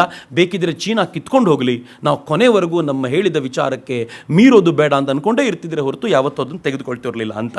ಸೊ ಇಷ್ಟೆಲ್ಲದರ ನಡುವೆಯೂ ಕೂಡ ಇಂದಿರಾ ಗಾಂಧಿಯವರ ಪ್ರೋ ಅರಬ್ ಪಾಲಿಸಿ ಮಾತ್ರ ಬಹಳ ಜೋರಾಗೇ ಇತ್ತು. ಪ್ರೋ ಅರಬ್ ಪಾಲಿಸಿ ಹೇಗಿತ್ತು ಅಂತಂದರೆ, ಅವರು ಪ್ಯಾಲೆಸ್ತೀನ್ ಸ್ವತಂತ್ರ ರಾಷ್ಟ್ರ ಆಗಬೇಕು ಅಂತ ಹೇಳ್ತಿದ್ರು. ಪ್ಯಾಲೆಸ್ತೀನ್ಗೆ ಇಸ್ರೇಲ್ನ ಮೀರಿ ಪ್ಯಾಲೆಸ್ತೀನ್ಗೆ ಕೊಡಬೇಕಾದ ಗೌರವ ಕೊಡ್ತಿದ್ರು ಮತ್ತು ಇಸ್ರೇಲ್ನ ರಿಲಿಜನ್ ಸ್ಟೇಟ್ ಅಂತ ಕರಿತಿದ್ರು. ನಾವು ಪಾಕಿಸ್ತಾನವನ್ನು ರಿಲಿಜನ್ ಸ್ಟೇಟ್ ಅಂತ ಕರಿತೀವೋ ಇಲ್ವೋ, ಇಸ್ರೇಲ್ನ ರಿಲಿಜನ್ ಸ್ಟೇಟ್ ಅಂತ ಕರಿತೀವಿ. 1971ರಲ್ಲಿ ನಾವು ಯುದ್ಧ ಮಾಡ್ತಿರುವಾಗ ಇವರು ಪ್ರೋ ಅರಬ್ ಪಾಲಿಸಿ ಇದ್ದರೂ, ಆ ಮುಸ್ಲಿಂ ರಾಷ್ಟ್ರಗಳನ್ನು ಒಲಿಸಿಕೊಳ್ಳುವ ಪ್ರಯತ್ನ ಇದ್ದರೂ, ಈಜಿಪ್ಟ್, ಸಿರಿಯಾ ಮತ್ತು ಅಲ್ಜೀರಿಯಾ ನ್ಯೂಟ್ರಲ್ ಆಗಿತ್ತು. ಆದರೆ ಜೋರ್ಡಾನ್, ಸೌದಿ ಅರೇಬಿಯಾ, ಕುವೈತ್ ಮತ್ತು UAE, ಯುನೈಟೆಡ್ ಅರಬ್ ಎಮಿರೇಟ್ಸ್ಗಳು ನಮ್ಮ ವಿರುದ್ಧವಾಗಿ ಪಾಕಿಸ್ತಾನದ ಪರವಾಗಿ ಮಾತಾಡಿದ್ವು. ಅಂದರೆ ನೀವು ಎಷ್ಟು ಪ್ರಯತ್ನ ಪಟ್ಟರೂ ಕೂಡ ನಿಮ್ಮ ಪ್ರೋ ಅರಬ್ ಪಾಲಿಸಿಯಿಂದಲೂ ಕೂಡ ಮುಸ್ಲಿಂ ರಾಷ್ಟ್ರಗಳನ್ನು ನಿಮ್ಮ ತೆಕ್ಕೆಗೆ ಒಲಿಸಿಕೊಳ್ಳಕ್ಕಾಗಲ್ಲ ಅಂತ ಅದೊಂದು ಪ್ರಯತ್ನವನ್ನು ಮಾಡಿ ಗೆದ್ದಿರೋದು ನರೇಂದ್ರ ಮೋದಿಯವರೇ. ಈ ಆಯಿಲ್ ಪ್ರೊಡ್ಯೂಸಿಂಗ್ ಕಂಟ್ರೀಸ್ ಇವೆಯಲ್ಲ, 57 ಮುಸ್ಲಿಂ ಕಂಟ್ರೀಸ್ ಇದೆ. ಈ 57 ಮುಸ್ಲಿಂ ಕಂಟ್ರೀಸ್ನ ನಾನು ತುಂಬ ವಿಸ್ತಾರವಾಗಿ ನಿಮ್ಗೆ ಹೇಳ್ತೀನಿ. ಆದರೆ 57 ಮುಸ್ಲಿಂ ಕಂಟ್ರೀಸೂ ಕೂಡ ಮುಸಲ್ಮಾನ್ ಜನ ಜಾಸ್ತಿ ಇದ್ದಾರೆ ಅನ್ನೋ ಕಾರಣಕ್ಕೋಸ್ಕರ ಭಾರತವನ್ನು ಅಬ್ಸರ್ವರ್ ಆಗಿ ಕರಿಬೇಕು ಅಂತ ಹುಟ್ಟಿದಾಗ ಪ್ಲ್ಯಾನ್ ಮಾಡಿದ್ವು, ಆ ಸಂಸ್ಥೆ ಹುಟ್ಟಿದಾಗ. ಆದರೆ ಪಾಕಿಸ್ತಾನದ ಪ್ರತಿಭಟನೆಯ ಕಾರಣಕ್ಕೋಸ್ಕರ ಯಾರೂ ಕರೆದಿರಲಿಲ್ಲ. 2019ನಲ್ಲಿ ನರೇಂದ್ರ ಮೋದಿಯವರು ಅಧಿಕಾರದ ಹಂತದ ಕೊನೆಯ ಅವಧಿಯಲ್ಲಿ ನರೇಂದ್ರ ಮೋದಿಯವರನ್ನು ಸೌದಿ ಅರೇಬಿಯಾನೇ ವಿಶೇಷವಾಗಿ ಇನ್ವೈಟ್ ಮಾಡ್ತು. ನರೇಂದ್ರ ಮೋದಿ ಕೇಳಿದ್ರು, ಪಾಕಿಸ್ತಾನ ಪ್ರತಿಭಟನೆ ಮಾಡಿದರೆ ವಿ ಡೋಂಟ್ ಕೇರ್ ಪಾಕಿಸ್ತಾನ್, ನೀವು ಬರಬೇಕು ಅಷ್ಟೇ ಅಂತ ನರೇಂದ್ರ ಮೋದಿಯವರ ಸರ್ಕಾರವನ್ನು ವಿಶೇಷವಾಗಿ ಆಹ್ವಾನಿಸಿ ಸುಷ್ಮಾ ಸ್ವರಾಜ್ರವರು ಆ ಮೀಟಿಂಗನ್ನು ಅಟೆಂಡ್ ಮಾಡಿ ಬರುವಂತಾಯ್ತಲ್ಲ, ಇದು ತುಂಬ ವಿಶೇಷವಾಗಿರುವಂಥ ಸಂಗತಿ ಅಂತ ಗಮನಿಸಬೇಕಾಗಿರುವಂಥದ್ದು. ಅಂದರೆ ಪಾಲಿಸಿಯನ್ನು ಮಾಡ್ಕೊಳ್ಳುವಾಗಲೂ ಕೂಡ ನಾವು ಎಷ್ಟರ ಮಟ್ಟಿಗೆ ಬೆಂಡ್ ಆಗ್ತೀವಿ ಅಥವಾ ಏನನ್ನು ಹೇಳ್ಕೊಂಡು ಅದ್ರ ಜೊತೆ ಒಂದಾಗ್ತೀವಿ ಅನ್ನೋದು ಭಾಳ ಇಂಪಾರ್ಟೆಂಟ್ ಆಗುತ್ತೆ ಅನ್ನೋದನ್ನು ಗಮನದಲ್ಲಿ ಇಟ್ಕೋಬೇಕು ಅಂತ. ಇಂದಿರಾ US ಮತ್ತು ರಷ್ಯಾದೊಂದಿಗೆ ಎಲ್ಲ ರೀತಿಯ ಗುಡ್ ರಿಲೇಷನ್ಸ್ಗಳನ್ನು ಮೇಂಟೈನ್ ಮಾಡಿದರು. ಆದರೆ ಇಂದಿರಾಳ ನಂತರ ಇಂದಿರಾ ಜಗತ್ತಿನಾದ್ಯಂತ ಇಷ್ಟೆಲ್ಲ ಮೇಂಟೈನ್ ಮಾಡಿದರು. ಒಳಗಡೆ ಎಷ್ಟು ಕೆಡಿಸ್ಕೊಂಡಿದ್ರು ಅಂತಂದರೆ, ಅವರು ಈ ದೇಶದಲ್ಲಿ ಎಮರ್ಜೆನ್ಸಿಯನ್ನು ಹೇರಿ ಈ ದೇಶಕ್ಕೆ ಪ್ರಜಾಪ್ರಭುತ್ವಕ್ಕೆ ಒಂದು ಕಪ್ಪು ಚುಕ್ಕೆ ತಂದಿಟ್ರು. ಪ್ರಜಾಪ್ರಭುತ್ವದ ಬಗ್ಗೆ ಕಾಂಗ್ರೆಸ್ಸಿಗರು ಮಾತಾಡುವಾಗಲೆಲ್ಲ ನಗು ಬರ್ತಿರುತ್ತೆ ನನಗೆ. ಯಾಕೆ ನಗು ಬರುತ್ತೆ ಅಂತಂದರೆ, ಪ್ರಜಾಪ್ರಭುತ್ವದ ವಿರೋಧಿ ನಿರ್ಣಯಗಳನ್ನು ಕೈಗೊಂಡಂಥ ಇಂದಿರಾಳನ್ನು ತನ್ನ ಕಾಂಗ್ರೆಸ್ಸಿನ ಅಧ್ವರ್ಯು ಅಂತ ಭಾವಿಸುವಂಥ ಅವರುಗಳು ಪ್ರಜಾಪ್ರಭುತ್ವಕ್ಕೆ ಧಕ್ಕೆ ಒದಗ್ತಿದೆ ಅಂತ ಯಾವ ಬಾಯಲ್ಲಿ ಹೇಳ್ತಾರೋ ದೇವರೇ ಬಲ್ಲ ಅಂತ. ಆದರೆ ಇಂದಿರಾ ಗಾಂಧಿ ಆ ಥರದ ಪ್ರಜಾಪ್ರಭುತ್ವಕ್ಕೆ ಕಳಂಕ ತರುವಂಥ ಕೆಲಸವನ್ನು ಮಾಡಿದ್ಲು. ಇಂದಿರಾ ಗಾಂಧಿ ತೀರಿಕೊಂಡ ನಂತರ, ಇಂದಿರಾ ಗಾಂಧಿ ಹತ್ಯೆಗೆ ಒಳಗಾದ ನಂತರ ಅಧಿಕಾರಕ್ಕೆ ಬಂದಿದ್ದು ಅಫ್ಕೋರ್ಸ್ ರಾಜೀವ್ ಗಾಂಧಿ. ನಾವು ರಾಜಮನೆತನಗಳು ಇಲ್ಲ ಅಂತ ಅಂದ್ಕೊಳ್ತೀವಿ, ಆದರೆ ರಾಜಮನೆತನ ಕಂಟಿನ್ಯೂ ಭಾರತದಲ್ಲಿ ಆಗೇ ಇತ್ತು. ನೆಹರು ಹೋದ್ಮೇಲೆ for a short period Lal Bahadur Shastri ಬಂದರು. ಯಾಕೆಂದರೆ ತಕ್ಷಣ ಇಂದಿರಾ ಗಾಂಧಿ ಅಂತಂದರೆ ತಪ್ಪಾಗುತ್ತೆ ಅಂತ ಅಂದ್ಕೊಂಡಿದ್ರೇನೋ ಅವರು. ಹೀಗಾಗಿ for a short period Lal Bahadur Shastri, ಅದ್ರ ಹಿಂದಿಂದನೇ ಇಂದಿರಾ ಹಿಂದಿಂದನೇ ರಾಜೀವ್ ಹಿಂದೆ ಸೋನಿಯಾ ತಕ್ಷಣ ಬಿಟ್ಟಿದ್ರೆ ರಾಹುಲ್. ನಾನು ಅಂದ್ಕೊಳ್ತಿರ್ತೀನಿ ಯಾವಾಗಲೂ, ಅವ್ರ ಕಾಲದಲ್ಲಿ ಸೋಷಿಯಲ್ ಮೀಡಿಯಾ ವ್ಯಾಪಕವಾಗಿರಲಿಲ್ಲ ಅಂತ. ಇದ್ದಿದ್ದರೆ ನೆಹರು ನಿಜವಾಗ್ಲೂ ಏನು, ರಾಜೀವ್ ಗಾಂಧಿ ನಿಜವಾಗ್ಲೂ ಏನು ಅನ್ನೋದನ್ನು ಸೋಷಿಯಲ್ ಮೀಡಿಯಾಗಳು ರಿತ್ಲೆಸ್ಲಿ ಹೊರಗೆ ಹಾಕ್ಬಿಟ್ಟಿದ್ವು ಅಂತ. ಅಕಸ್ಮಾತ್ ಈಗಲೂ ಸೋಷಿಯಲ್ ಮೀಡಿಯಾ ಇಲ್ಲದೆ ಹೋಗಿದ್ದಿದ್ರೆ ರಾಹುಲ್ ಗಾಂಧಿ ಮಹಾತ್ಮ ಗಾಂಧಿ ಈಕ್ವಲ್ ಮಾಡಿಬಿಟ್ಟಿರ್ತಿದ್ರು. ಸೋಷಿಯಲ್ ಮೀಡಿಯಾ ಇಲ್ಲದೆ ಹೋಗಿದ್ದಿದ್ರೆ ಈಗಲೇ ತಪಸ್ವಿ ಅಂತ ತನ್ನನ್ನು ತಾನು ಕರ್ಕೊಳ್ಳೋದು ನೋಡಿದ್ರೆ ನಗು ಬರ್ತಿರುತ್ತೆ ನನಗೆ. ನಾನು ಯಾರನ್ನೂ ಅಕಾರಣವಾಗಿ ವಿರೋಧ ಮಾಡಿ ಏನು ಆಗಬೇಕಾಗಿದ್ದಿಲ್ಲ. ಆದರೆ ನಂಗೆ ಸುಮ್ಮನೆ ಅನಿಸೋದು, ಕೆಲವೊಂದು ಬಾರಿ ಎಷ್ಟು ಬಾರಿ ಲಾಂಚ್ ಮಾಡ್ತೀರಾ ನೀವು ರಾಹುಲ್ ಗಾಂಧಿನ. ಒಂದು ಸಲ ರಾಹುಲ್ ಗಾಂಧಿ ಕ್ರಾಪ್, ನೀವು ಸುಮ್ಮನೆ ಹಳೆ ಫೋಟೋಸ್ ಎಲ್ಲ ತೆಗೆದು ನೋಡಿ. ರಾಹುಲ್ ಗಾಂಧಿ ಕ್ರಾಪ್ ತೆಗೆದು ಗಡ್ಡ ಬೋಳಿಸ್ಕೊಂಡು ಹೇಗೆ ಕಾಣಿಸ್ತಾನೆ ಅಂತಂದರೆ ನೋಡೋರಿಗೆ ಅನ್ನಿಸ್ಬೇಕು, ಒಂದು ಸೆಂಟಿಮೆಂಟು, ಅಬ್ಬಾ ರಾಜೀವ್ ಗಾಂಧಿ ಥರನೇ ಇದ್ದಾನಲ್ಲ ಅಂತ ಹೇಳಬೇಕು ಅಂತ ಜನ ವೋಟ್ ಮಾಡ್ತಾರೆ ಅಂತ. ಆದರೆ ಅವ್ರಿಗೆ ಗೊತ್ತಿಲ್ಲ ಇವತ್ತಿನ ಮ್ಯಾಕ್ಸಿಮಮ್ ಪೀಳಿಗೆ ಹುಟ್ಟಿರೋದು ಈ ಎಮರ್ಜೆನ್ಸಿ ಆದಮೇಲೆ ಅಂತ.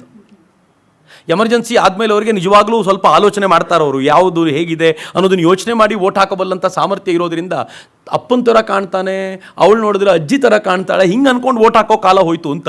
ಯಾವಾಗ ಅದು ವರ್ಕೌಟ್ ಆಗಿರಲೋ ಗಡ್ಡ ಬಿಟ್ಟರೆ ವೋಟ್ ಹಾಕ್ತಾನೆ ಅಂತ ತಿಳ್ಕೊಂಬಿಟ್ಟಿದ್ದಾರೆ ಅಂತ. ಗಡ್ಡ ಬಿಟ್ಟಿದ್ದನ್ನು ತಪಸ್ವಿ ಅಂತ ಕರೀತಾರೆ. ಯಾಕೆ?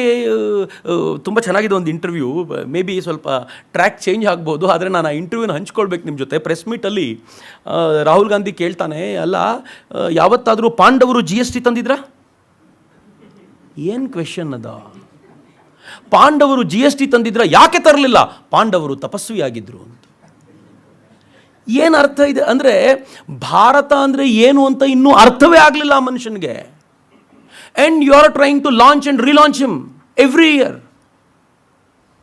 ಆದರೆ ಈ ದೇಶದ ಜನಕ್ಕೆ, ನಿಜವಾದ ಈ ದೇಶದ ಜನಕ್ಕೆ ಇವತ್ತು ಅರ್ಥ ಆಗುವಂಥ ಸಂಗತಿಗಳಿವೆಲ್ಲ, ಅದು ಬೇರೆನೇ ಇದೆ.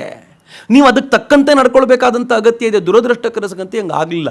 ನನಗೆ ಅನೇಕ ಬಾರಿ ಅನಿಸುತ್ತೆ ರಾಜೀವ್ ಗಾಂಧಿಯು ಕೂಡ ಈ ಥರದ ಒಂದು ಆಕ್ರಮಣಗಳಿಂದ ಈಸಿಯಾಗಿ ಪಾರಾಗ್ಬಿಟ್ರು ಅಂತ. ರಾಜೀವ್ ಗಾಂಧಿಯ ಬಗ್ಗೆ ಮಾತಾಡ್ತಾ ಅನೇಕ ಬಾರಿ ಹೇಳ್ತಾರಲ್ಲ, ಅವ್ರಿಗೆ ಭಾರತದಲ್ಲಿ ಇರಬೇಕು ಅಂತಲೇ ಇರಲಿಲ್ಲ ಅಂತ. ಪೈಲಟ್ ಆಗುವಂಥ ಒಂದು ಲೈಸೆನ್ಸು ಕೂಡ ಇತ್ತು. ಅವ್ರ ಹೆಂಡತಿ ಯಾವಾಗಲೂ ಭಾರತ ಬಿಟ್ಟು ಹೋಗ್ಬಿಡ್ಬೇಕು ಅಂತ ಪ್ರಯತ್ನ ಪಡ್ತಿದ್ರು. ಆದರೆ ಬೈ ಚಾನ್ಸ್ ಇಲ್ಲೇ ಉಳ್ಕೊಂಡ್ರು. ಮತ್ತು ಇಂದಿರಾ ಗಾಂಧಿ ತೀರ್ಕೊಂಡ ತಕ್ಷಣ ಅವ್ರು ಎಲೆಕ್ಷನ್ಗೆ ಹೋದರು. ಎಲೆಕ್ಷನ್ಗೆ ಹೋದ ನಂತರ ಮೆಜಾರಿಟಿಯಲ್ಲಿ ಗೆದ್ದು ಬಂದರು. ಯಾಕೆಂದರೆ ಭಾರತೀಯರಿಗೆ ಅನುಕಂಪ ಇತ್ತು. ಇಂದಿರಾ ಗಾಂಧಿನ ಕಳ್ಕೊಂಡ್ಬಿಟ್ಟ, ತಾಯಿನ ಕಳ್ಕೊಂಡಂಥ ಮಗ, ಏನಾದರೂ ಪರವಾಗಿಲ್ಲ ದೇಶಕ್ಕೆ ಅವ್ನು ಕೂತ್ಕೊಳ್ಳಿ. ನಮ್ಗೆ ಏನು ಅನುಕಂಪ ರೀ? ನಂಗೆ ಕೆಲವೊಂದು ಸಲ ಭಾಳ ವಿಚಿತ್ರ ಅನಿಸುತ್ತೆ. ಗಂಡನನ್ನು ಕಳ್ಕೊಂಡ ಹೆಂಡ್ತಿನ ಯಾರಾದರೂ ಆಗಿರಲಿ, ಯಾರಾದರೂ ಹಾಗೆ ಬಂದಿದ್ರು, ನಾನು ಅವ್ರಿಗೆ ನಮಸ್ಕಾರ ಮಾಡ್ತೀನಿ, ನಿಮ್ಮ ಬಗ್ಗೆ ಅಪಾರವಾದ ಗೌರವ ಇದೆ. ಬಟ್ ಗಂಡನ ಕಳ್ಕೊಂಡಿದ್ದಲ್ಲ ಅನ್ನೋ ಕಾರಣಕ್ಕೋಸ್ಕರ MP ಮಾಡಿಬಿಡೋದ, MLA ಮಾಡಿಬಿಡೋದ, ಮಿನಿಸ್ಟರ್ ಮಾಡಿಬಿಡೋದ? Is that right? ಆ ಅನುಕಂಪದ ಓಟುಗಳನ್ನು ಕೊಡೋದ? ಆ ಪಾರ್ಟಿಗಳು ಕೂಡ ಈ ಆಧಾರದ ಮೇಲೆ ಟಿಕೆಟ್ ಕೊಟ್ಟು ಅನುಕಂಪದ ಓಟ್ ತೆಗೆದುಕೊಳ್ತವೆ ಅಂತಂದರೆ ಯಾವ ರಾಜಕಾರಣ ಇದು?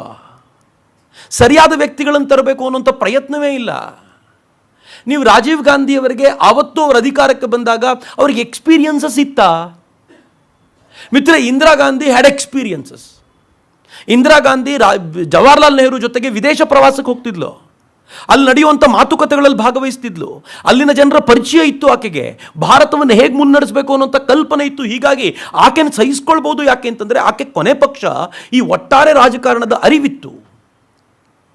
ಆದರೆ ರಾಜೀವ್ ಗಾಂಧಿಗೆ ನೀವು ಕೊಟ್ಟಿದ್ದು ಇಂದಿರಾ ಗಾಂಧಿಯ ಮಗ ಅನ್ನೋ ಕಾರಣ ಬಿಟ್ಟರೆ ಮತ್ತೇನೂ ಅಲ್ಲ ಅಂತ. ಬಟ್ ಇಂಟ್ರೆಸ್ಟಿಂಗ್ಲಿ ಆ ಪರಿವಾರ ಸುತ್ತಲೂ ಇರೋ ಜನರಿಂದ ಹೆಂಗೋ ನಡೆದು ಬಿಡ್ತಾ ಇದೆ. ಹೀಗಾಗಿ ನಡ್ಕೊಂಡು ಹೋಯಿತು. ಅವರು ಬಂದ ನಂತರ ಪಾಕಿಸ್ತಾನದ ಜಿಯಾ ಉಲ್ ಹಕ್ ಜೊತೆಗೆ ಒಂದು ಒಳ್ಳೆಯ ಸಂಬಂಧವನ್ನು ಬೆಳೆಸ್ಕೊಂಡ್ರು. ಆನಂತರ ಜಿಯಾ ಉಲ್ ಹಕ್ ಮತ್ತು ಅವರು ಒಂದು ಪ್ರೆಸ್ ಮೀಟ್ ಮಾಡ್ತಾರೆ ಡೆಲ್ಲಿನಲ್ಲಿ. ಆ ಪ್ರೆಸ್ ಮೀಟನ್ನು ನೀವು ಅದನ್ನು ಓದಬೇಕು, ಭಾಳ ಚೆನ್ನಾಗಿದೆ. ಜಿಯಾ ಉಲ್ ಹಕ್ ನಾವು ಮತ್ತು ಕಾಶ್ಮೀರವನ್ನು ಸಾಲ್ವ್ ಮಾಡಬೇಕು ಅಂತ ಅಂದ್ಕೊಳ್ತಾರೆ. ಇವೆಲ್ಲವನ್ನೂ ಅವ್ರು ಹೇಳ್ತಾ ಹೋಗ್ತಾರೆ. ಅದಾದ ನಂತರ ಅವರು ಅದೇ ಸಂದರ್ಭದಲ್ಲಿ ಒಪ್ಪಂದ ಮಾಡ್ಕೊಂಡು ಹೇಳ್ತಾರೆ, ನಾವು ನೀವು ಯುದ್ಧ ಮಾಡಿದರೂ ನ್ಯೂಕ್ಲಿಯರ್ ಇನ್ಸ್ಟಾಲೇಷನ್ ಮೇಲೆ ಅಟ್ಯಾಕ್ ಮಾಡಲ್ಲ ಅಂತ ಒಪ್ಪಂದ ಮಾಡ್ಕೊಳ್ಳೋಣ ಅಂತ. ನಂಗೆ ಭಾಳ ಕೆಲವೊಂದು ಸಲ ವಿಚಿತ್ರ ಅನ್ಸುತ್ತೆ. ನ್ಯೂಕ್ಲಿಯರ್ ಇನ್ಸ್ಟಾಲೇಷನ್ ಮೇಲೆ ನಾವು ಯಾವತ್ತೂ ಒಬ್ಬರ ಮೇಲೆ ಒಬ್ಬರು ಅಟ್ಯಾಕ್ ಮಾಡಲ್ಲ. ನಿಮ್ಮನ್ನು ನಾಶನೇ ಮಾಡಬೇಕು ಅಂತಿದ್ದವರು ಈ ಒಪ್ಪಂದಕ್ಕೆ ಬದ್ಧವಾಗಿ ನಾವು ಅಟ್ಯಾಕ್ ಮಾಡಲ್ಲ ಅಂತ ಹೇಳ್ತಾರೆ ಅನ್ನೋದಕ್ಕೊಂದು ಕಾರಣ ಹುಡುಕ್ತಾರೆ. ಬಟ್ ಆ ಥರದ ಒಪ್ಪಂದಗಳಾಗಿದ್ದು. ರಾಜೀವ್ ಮತ್ತು ಬೆನ್ಜೀರ್ ಭುಟ್ಟೋ ಇಬ್ಬರೂ ಸೇರಿ ಒಂದು ಹಂತಕ್ಕೆ ಕಾಶ್ಮೀರದ ಪ್ರಾಬ್ಲಮನ್ನು ಸಾಲ್ವೇ ಮಾಡಿಬಿಡ್ತಾರೆ ಅನ್ನೋ ಹಂತಕ್ಕೆ ಎಲ್ಲರೂ ಮಾತನಾಡ್ತಿದ್ರು. ಆದರೆ ಬೆನ್ಜೀರ್ ಭುಟ್ಟೋ ಆಕೆ ಪಾಕಿಸ್ತಾನದ ಸೈನ್ಯದ ಪಪೆಟ್ ಆಗಿದ್ಲು ಅನ್ನೋದನ್ನು ನಾವು ಮರೆಯುವಂತಿಲ್ಲ. ಹೀಗಾಗಿ ಯಾವ ಕಾರಣಕ್ಕೂ ಸಾಲ್ವ್ ಆಗುವಂಥ ಪರಿಸ್ಥಿತಿ ಇರಲಿಲ್ಲ. ಆದರೆ ರಾಜೀವ್ ಗಾಂಧಿ ಕಾಲದಲ್ಲೇ ನಾವು ಎಂಥ ಬ್ಲಂಡರ್ ಮಾಡಿಬಿಟ್ವಿ ಅಂತಂದರೆ, ಶ್ರೀಲಂಕಾದಲ್ಲಿ ತಮಿಳರದ್ದು ಕ್ರೈಸಿಸ್ ಬಂತು, LTT ಕ್ರೈಸಿಸ್. ನಿಮ್ಗೆ ನೆನಪಿದ್ರೆ ಬಹುಶಃ ನಾನು ಹೈಸ್ಕೂಲ್ಗೆ ಹೋಗ್ತಿದ್ದ ಸಂದರ್ಭ ಅದು. LTT ಅಂತಂದರೆ ಒಂಥರ ಉಗ್ರ ಸಂಘಟನೆ. ನಮಗೆಲ್ಲ ತಮಿಳ್ ಈಳಮ್ಸ್ ಅಂತ ಕೇಳಿದರೆ ಅದೊಂಥರ ನಿದ್ದೆಯಲ್ಲೂ ಎದ್ದು ಕುಳಿತುಕೊಳ್ಳುವಂಥ ವಾತಾವರಣ, ಆ ಥರ ಅವರು ಸೃಷ್ಟಿ ಮಾಡಿದರು. ತಮಿಳರ ಒತ್ತಾಯಕ್ಕೆ ಮಣಿದು ರಾಜೀವ್ ಗಾಂಧಿ ಏನು ಮಾಡಿದರು, ಏರ್ ಸಪ್ಲೈಯನ್ನು ಅಲ್ಲಿನ ಈ ತಮಿಳ್ ಜನಾಂಗಕ್ಕೆ ಕೊಡಲಿಕ್ಕೆ ಶುರು ಮಾಡಿದರು. ಅದು ಶ್ರೀಲಂಕಾಕ್ಕೂ ಮತ್ತು ನಮ್ಮ ನಡುವೆ ರಿಫ್ಟ್ ಜಾಸ್ತಿ ಮಾಡಿಬಿಡ್ತು. ನೀವು ನನ್ನ ದೇಶದಲ್ಲಿ ಎನ್ಕ್ರೋಚ್ ಮಾಡ್ತಿದ್ದೀರಾ ಅಂತ ಲಂಕಾ ಆರೋಪ ಮಾಡ್ತು. ಕೊನೆಗೆ ಇಬ್ಬರ ನಡುವೆ ಗಲಾಟೆಯ ನಂತರ ಶಾಂತಿ ಸಂಧಾನ ಆಗಿ ಪೀಸ್ ಆಗಬೇಕು ಅಂತ ಗೊತ್ತಾದಾಗ ಈ ದೇಶದ ಪ್ರಧಾನಮಂತ್ರಿ India piece keeping force IPKF ಅಲ್ಲಿಗೆ ಕಳಿಸ್ಕೊಟ್ರು. ಅವ್ರ ಕೆಲಸ ಏನಿತ್ತು ಅಂತಂದರೆ ಇವರು ಅಗ್ರೆಸಿವ್ ಆಗದಂತೆ ನೋಡ್ಕೋಬೇಕು ಅಂತ. ಆದರೆ ಇದರ ಪರಿಣಾಮ ಶ್ರೀಲಂಕಾದಲ್ಲಿ ಎಷ್ಟರ ಮಟ್ಟಿಗೆ ಗಲಾಟೆ ಆಯಿತು ಅಂತಂದರೆ, ನಮ್ಮದು ಪರ್ಮನೆಂಟ್ ಅಲೈ ಆಗಿದ್ದಂಥ, ನಮ್ಮ ಬಗ್ಗೆ ಅಪಾರವಾದ ಗೌರವ ಇದ್ದಂಥ ಶ್ರೀಲಂಕಾದಲ್ಲಿ ನಮ್ಮ ವಿರುದ್ಧ ಘೋಷಣೆಗಳು ಬರುವಂತಾಯಿತು. ಇದು ಅವರ ಕಾಲದಲ್ಲಿ ನಡೆದಂಥ ಒಂದು ಕೆಟ್ಟ ಪ್ರಸಂಗ. ಮುಂದೆ ಇದಕ್ಕೆ ಅವರು ಬೆಲೆಯನ್ನು ತೆರಬೇಕಾಗಿ ಬಂತು. ಅವರ ಹತ್ಯೆ ನಡೆದಿದ್ದು ಇದೇ ಕಾರಣಕ್ಕೆ ಅಂತ ಹೇಳ್ತಾರೆ. ಅದರ ಹಿಂದೆ ಅನೇಕ ಕಾನ್ಸ್ಪಿರಸಿಯ ಥಿಯರಿಗಳಿದ್ದಾವಾದರೂ ನಾವು ಈಗ ಸದ್ಯಕ್ಕೆ ಅದನ್ನೇ ಒಪ್ಪಿಕೊಂಡು ಮುಂದಕ್ಕೆ ಹೋಗಬೇಕು ಅಷ್ಟೇ. ಸ್ವತಃ ರಾಜೀವ್ ಗಾಂಧಿಯು ತಾಯಿ ಇಂದಿರಾ ಗಾಂಧಿಯಂತೆ ಫ್ರೀ ಪ್ಯಾಲೆಸ್ತೈನ್ ಮೂವ್ಮೆಂಟ್ಗೆ ಜೊತೆಯಾದರೂ ಅವರು ರಷ್ಯಾ ಮತ್ತು ಇದನ್ನು ಬ್ಯಾಲೆನ್ಸ್ ಮಾಡಿಕೊಂಡು ಹೋಗ್ಲಿಕ್ಕೆ ಸಾಧ್ಯ ಆಯಿತು ಅಂತ. ಆದರೆ ಇಡೀ ಕಾಂಗ್ರೆಸ್ನಲ್ಲಿ ಇವರ ನಂತರ ಬಂದಂಥ, ನಾನು ಒಬ್ಬೊಬ್ಬರನ್ನೇ ಪರಿಚಯ ಮಾಡಿಕೊಡ್ತಿದ್ದೀನಿ, ಅವರ ನಂತರ ಅವರ ಕಾಲಘಟ್ಟಗಳು ಹೇಗಿದ್ವು ಅಂತ. ತುಂಬ ಪ್ರಮುಖವಾಗಿ ಭಾರತದ ಎಕಾನಮಿಯನ್ನು ಮತ್ತು ಭಾರತದ ವಿದೇಶಾಂಗ ನೀತಿಯನ್ನು ಒಂದು ಐಡಿಯಾ ಇಟ್ಕೊಂಡು ಕೆಲಸ ಮಾಡಿದವರು PV ನರಸಿಂಹರಾಯರು. ನಾವು ಮರ್ತು ಬಿಡ್ತೀವಿ, ತುಂಬ ಅದ್ಭುತವಾದ ವ್ಯಕ್ತಿ ಆತ. ನಾವು ಅನೇಕ ಬಾರಿ ಮನಮೋಹನ್ ಸಿಂಗರಿಗೆ ಅವತ್ತಿನ ಎಲ್ಲ ಎಕನಾಮಿಕಲ್ ರಿಫಾರ್ಮ್ಸ್ನ ಕ್ರೆಡಿಟನ್ನು ಕೊಡ್ತೀವಿ. ಆದರೆ ಅದು ಈ ಥರ ಆಗಬೇಕು ಅನ್ನೋ ಕನಸನ್ನು ಕಟ್ಟಿದ್ದವರಲ್ಲಿ PV ನರಸಿಂಹರಾಯರು ಒಬ್ಬರು. ಆದರೆ ದುರದೃಷ್ಟಕರ ಸಂಗತಿ, ಕಾಂಗ್ರೆಸ್ PV ನರಸಿಂಹರಾಯರನ್ನ ಎಲ್ಲಿಯೂ ನೆನಪಿಸಿಕೊಳ್ಳಲ್ಲ. ಯಾಕೆ ಅನ್ನೋದು ನನಗೂ ಆಶ್ಚರ್ಯದ ಸಂಗತಿ. PV ನರಸಿಂಹರಾಯರು ಅವರು ಡಿಪ್ಲೊಮ್ಯಾಟಿಕ್ ರಿಲೇಷನ್ನ ಇಸ್ರೇಲ್ ಜೊತೆಗೆ ಗಟ್ಟಿ ಮಾಡಿಕೊಂಡ್ರು. ಅಲ್ಲಿವರೆಗೂ ಇಸ್ರೇಲ್ನ ಒಂದು ರಿಲಿಜನ್ ಸ್ಟೇಟ್ ಅಂತ ಕರೆದು ಪ್ರತ್ಯೇಕವಾಗಿಟ್ಟು ಪ್ಯಾಲೆಸ್ತೈನ್ ಬಗ್ಗೆ ತುಂಬ ಮಾತಾಡ್ತಾ ಇದ್ದಂಥ ಭಾರತ ಇಸ್ರೇಲ್ ಜೊತೆಗೆ ಡಿಪ್ಲೊಮ್ಯಾಟಿಕ್ ರಿಲೇಷನ್ನ ಸ್ಟ್ರಾಂಗ್ ಮಾಡ್ಕೊಳ್ತು. ಯಾಕೆ ಅಂತಂದರೆ ಇಸ್ರೇಲ್ ನಮಗೆ ಆಲ್ ವೆದರ್ ಫ್ರೆಂಡ್. ಯಾರೇ ಗಲಾಟೆ ಮಾಡಿದ್ರು, ಯಾರೇ ನಮ್ಮ ವಿರುದ್ಧ ಮಾತಾಡಿದ್ರು, ಇಸ್ರೇಲ್ ನಮ್ಮ ಜೊತೆ ಬಲವಾಗಿ ನಿಂತ್ಕೊಳ್ಳುತ್ತೆ. ಅದು ಅವ್ರಿಗೆ ಗೊತ್ತಿತ್ತು. ಇರಾನ್ ಜೊತೆಗೆ ಸಂಬಂಧವನ್ನು ಗಟ್ಟಿ ಮಾಡಿಕೊಂಡ್ರು. ಎಲ್ಲಕ್ಕಿಂತ ಹೆಚ್ಚು ನಾನು PV ನರಸಿಂಹರಾಯರನ್ನ ಅತ್ಯಂತ ಹೆಚ್ಚು ಗೌರವಿಸೋ ಕಾರಣ ಏನು ಅಂತಂದರೆ, ಹಿ ಅಂಡರ್ಸ್ಟುಡ್ ಚೀನಾ ನಮ್ಮ ಸುತ್ತಲೂ ತುಂಬ ಬಲವಾಗಿ ಬೆಳೀತಾ ಇದೆ. ಈ ಹೊತ್ತಲ್ಲಿ ನಾವು ನಮ್ಮ ನೆರೆಹೊರೆಯನ್ನು ಸೂಕ್ತವಾಗಿ ಗಮನಿಸದೇ ಹೋದರೆ ನಮಗೆ ಬೆನ್ನಿಗೆ ಚೂರಿ ಇರಲಿಕ್ಕೆ ಅನೇಕ ರಾಷ್ಟ್ರಗಳು ನಿರ್ಮಾಣಗೊಳ್ಳುತ್ತೆ ಅಂತ ಅವ್ರಿಗೆ ತುಂಬ ಚೆನ್ನಾಗಿದ್ದರಿಂದ ಆಸಿಯಾನ್ಗಳ ಜೊತೆಗೆ ಈ ಏಷ್ಯನ್ ಕಂಟ್ರೀಸ್ ನಮ್ಮ ಸುತ್ತಲೂ ಯಾವ್ದಾವ್ದು ಇದೆಯೋ ಆ ರಾಷ್ಟ್ರಗಳೊಂದಿಗೆ ವಿಶೇಷವಾದ ಬಾಂಧವ್ಯವನ್ನು ಇರಿಸ್ಕೊಂಡು ಲುಕ್ ಈಸ್ಟ್ ಪಾಲಿಸಿಯನ್ನು ತೊಗೊಂಡು ಬಂದರು. ಇಂಟ್ರೆಸ್ಟಿಂಗ್ಲಿ ನರೇಂದ್ರ ಮೋದಿ ಉದ್ದಕ್ಕೂ ಅನೇಕ ಪಾಲಿಸಿಗಳನ್ನು ಕಂಟಿನ್ಯೂ ಮಾಡಿದ್ದಾರೆ. ಅದರಲ್ಲಿ ಅತ್ಯಂತ ಮಹತ್ವದ ಪಾಲಿಸಿ ನರೇಂದ್ರ ಮೋದಿ ತಮ್ಮ ಅವಧಿಯಲ್ಲೂ ಕಂಟಿನ್ಯೂ ಮಾಡಿರೋದು ಇದೇ ಲುಕ್ ಈಸ್ಟ್ ಪಾಲಿಸಿಯನ್ನು. ಇದನ್ನು ಅವರು ಆ್ಯಕ್ಟ್ ಈಸ್ಟ್ ಪಾಲಿಸಿ ಅಂತ ಕರೆದಿದ್ದಾರೆ. ಚೇಂಜ್ ಹೆಂಗಿದೆ ನೋಡಿ. You keep looking, I am going to act ಅಂತ. ನೀವು ನಿಮ್ಮ ಕಾಲದಲ್ಲಿ ಬರೀ ಸುತ್ತಲಿರೋರು ನೋಡ್ಕೊಂಡು ಕೂತಿದ್ರಿ, ನಮ್ಮ ಕಾಲದಲ್ಲಿ ಆ್ಯಕ್ಟ್ ಮಾಡ್ತೀವಿ ಅನ್ನೋಂಥ ಸಂದೇಶವನ್ನು ಕೊಡುವಂಥ ಪ್ರಯತ್ನ. ಲುಕ್ ಈಸ್ಟ್ ಪಾಲಿಸಿಯನ್ನು ತೊಗೊಂಬಂದು ಚೀನಾಕ್ಕೆ ಸೈಲೆಂಟಾಗಿರುವಂಥ ಕೌಂಟರ್ನ ಕೊಟ್ಟರು. ಜಗತ್ತಿಗೆ ಕನ್ವಿನ್ಸ್ ಮಾಡಿದರು, ನಾವು ನಮ್ಮ ಆರ್ಥಿಕ ನೀತಿಯನ್ನು ಓಪನ್ ಮಾಡ್ಕೊಳ್ತಿದ್ದೀವಿ, ಮುಕ್ತ ಮಾಡ್ಕೊಳ್ತಿದ್ದೀವಿ. ನಾವು ಚೀನಾಕ್ಕೆ ಎದುರಾಗಿ ನಿಮಗೆ ಬಲವಾಗಿ ಗೆಳೆತನವನ್ನು ಕೊಡಬಲ್ಲಂಥ ರಾಷ್ಟ್ರವಾಗಬಲ್ಲೆವು ಅಂತ ಜಗತ್ತಿಗೆ ಕನ್ವಿನ್ಸ್ ಮಾಡಿದವರು PV ನರಸಿಂಹರಾಯರು. ಆದರೆ PV ನರಸಿಂಹರಾಯರನ್ನ ಹೆಂಗೆ ನಡೆಸ್ಕೊಳ್ತು ಗೊತ್ತೇನು ಕಾಂಗ್ರೆಸ್ಸು? ಮಿತ್ರ, ಇದು ವಿದೇಶಾಂಗ ನೀತಿಯ ಅಡಿಯಲ್ಲಿ ಬರಲ್ಲ. ಆದರೆ ಅವರ ವಿದೇಶಾಂಗ ನೀತಿ ಎಲ್ಲ ಕಲ್ಪನೆಗಳ ಕಾರಣಕ್ಕೋಸ್ಕರವೇ ಹಾಗೆ ನಡೆಸ್ಕೊಳ್ತು ಅಂತ ಅನೇಕ ಬಾರಿ ಅನಿಸುತ್ತೆ. PV ನರಸಿಂಹರಾಯರು ತೀರ್ಕೊಂಡಾಗ ಅವರ ಫ್ಯಾಮಿಲಿಯವರಿಗೆ ದೆಹಲಿಯಲ್ಲಿ ಅವರ ಅಂತ್ಯ ಸಂಸ್ಕಾರ ಆಗಬೇಕು ಅಂತಿತ್ತು. ಅವರ ಸಮಾಧಿ ದೆಹಲಿಯಲ್ಲಿರಬೇಕು ಅಂತ. ಬಿಕಾಸ್ ದೆಹಲಿಯಲ್ಲಿದ್ದರೆ ಅದು ನೋಟಿಸ್ ಆಗತ್ತೆ. ಆದರೆ ದೆಹಲಿಯಲ್ಲಿ ಮಾಡ್ಲಿಕ್ಕೆ ಬಿಡಲಿಲ್ವಲ್ಲ. ಅಹಮದ್ ಪಟೇಲ್ರಿಂದ ಹಿಡಿದು ಅದು ನೀವು ಅಹಮದ್ ಪಟೇಲ್ ಆಗ್ಬೋದು, ಮನಮೋಹನ್ ಸಿಂಗ್ರಾಗ್ಬೋದು, ಪ್ರತಿಯೊಬ್ಬರು ಬಂದು ಅವರ ಮನೆಯವರುಗಳಿಗೆ ಕನ್ವಿನ್ಸ್ ಏನು ಮಾಡಿದ್ರು ಗೊತ್ತಾ? ದೆಹಲಿಯಲ್ಲಿ ಬೇಡ, ಹೈದರಾಬಾದಿಗೆ ಕರ್ಕೊಂಡು ಹೋಗ್ಬಿಡಿ. ಅವ್ರು ಹೇಳಿದ್ರು, ಆಂಧ್ರದಲ್ಲಿದ್ದಿದ್ದು ನಾವು ಭಾಳ ಕಡಿಮೆ ವರ್ಷ, ಆದರೆ ತೀರಾ ಇತ್ತೀಚಿನವರೆಗೂ ಪ್ರಧಾನಿಯ ಪಟ್ಟದಲ್ಲಿದ್ದವರು ಅವ್ರು ತೀರ್ಕೊಂಡಿದ್ದು ಇಲ್ಲೇ, ದೆಹಲಿ ಬಿಟ್ಟು ಹೆಂಗೆ ಹೋಗೋದು, ಇಲ್ಲೇ ಇರಲಿ ಅಂತ ಕೇಳಲಿಲ್ಲ.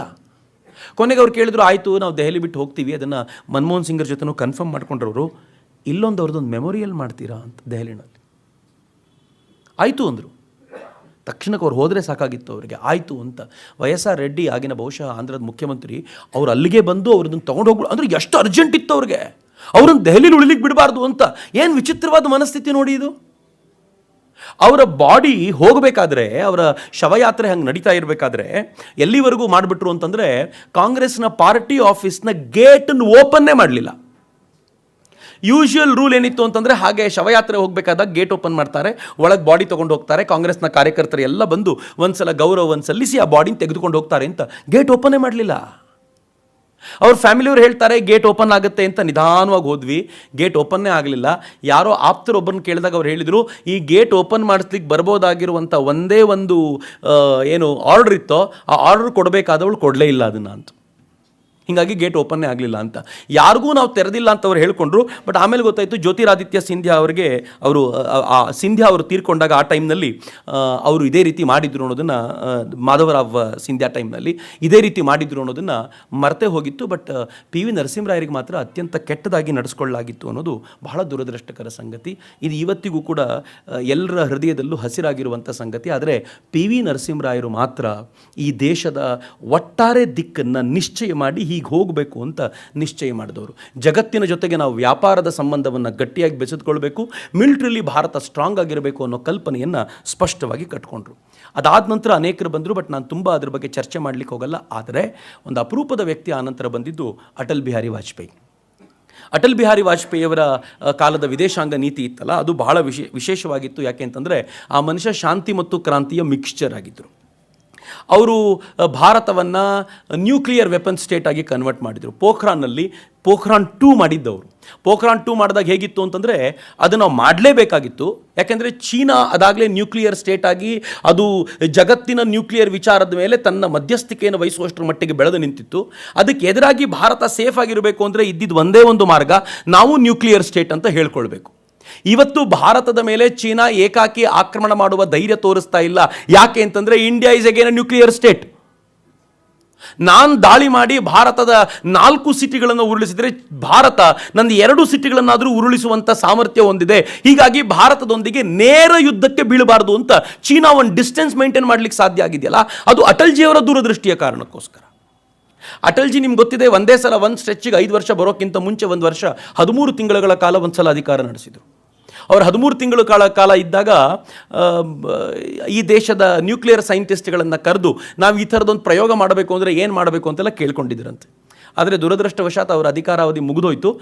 ಇನ್ನು ಎಲೆಕ್ಷನ್ ಆದಮೇಲೆ ಅವ್ರು ಬರ್ತಾರೋ ಇಲ್ವೋ ಅಂದ್ಕೊಂಡಿದ್ರು. ಬಂದ ತಕ್ಷಣ ಮುಂದೇನಾಗುತ್ತೆ ಅಂತ ಅಂದ್ಕೊಂಡ್ರೆ ಅಟಲ್ಜಿ ಕರ್ಸ್ ಅವ್ರಿಗೆ ಹೇಳಿದ್ರಂತೆ, ಆ ಫೈಲ್ ಎಲ್ಲಿವರೆಗೂ ಬಂದಿದೆ ಅಂತ. ಮರ್ತಿರಲಿಲ್ಲ ಪುಣ್ಯಾತ್ಮ, ಇದಾಗಬೇಕಾಗಿರೋ ಕೆಲಸ ಅಂತ. ಹಾಗೆ ಆಲೋಚನೆ ಮಾಡಿ ಅವರನ್ನು ಕರೆಸ್ಕೊಂಡು ಆ ಫೈಲನ್ನು ಮುಂದಿಟ್ಕೊಂಡು ಮಾಡಬೇಕು ಅಂತೆಲ್ಲ ಯೋಚನೆ ಮಾಡಿದಾಗ ಅಬ್ದುಲ್ ಕಲಾಂ ಅವರು ಹೇಳಿದ್ರಂತೆ, ಇದು ತುಂಬ ಸೀಕ್ರೆಟ್ ಆಗಿರಬೇಕು. ಯಾಕೆ ಅಂತಂದರೆ ಅಮೇರಿಕಾದ ಸ್ಯಾಟಲೈಟ್ಗಳು, ಜಿಯೋ ಸ್ಟೇಷನರಿ ಸ್ಯಾಟಲೈಟ್ಗಳು ತಿರುಗಾಡ್ತಾ ಇರ್ತವೆ.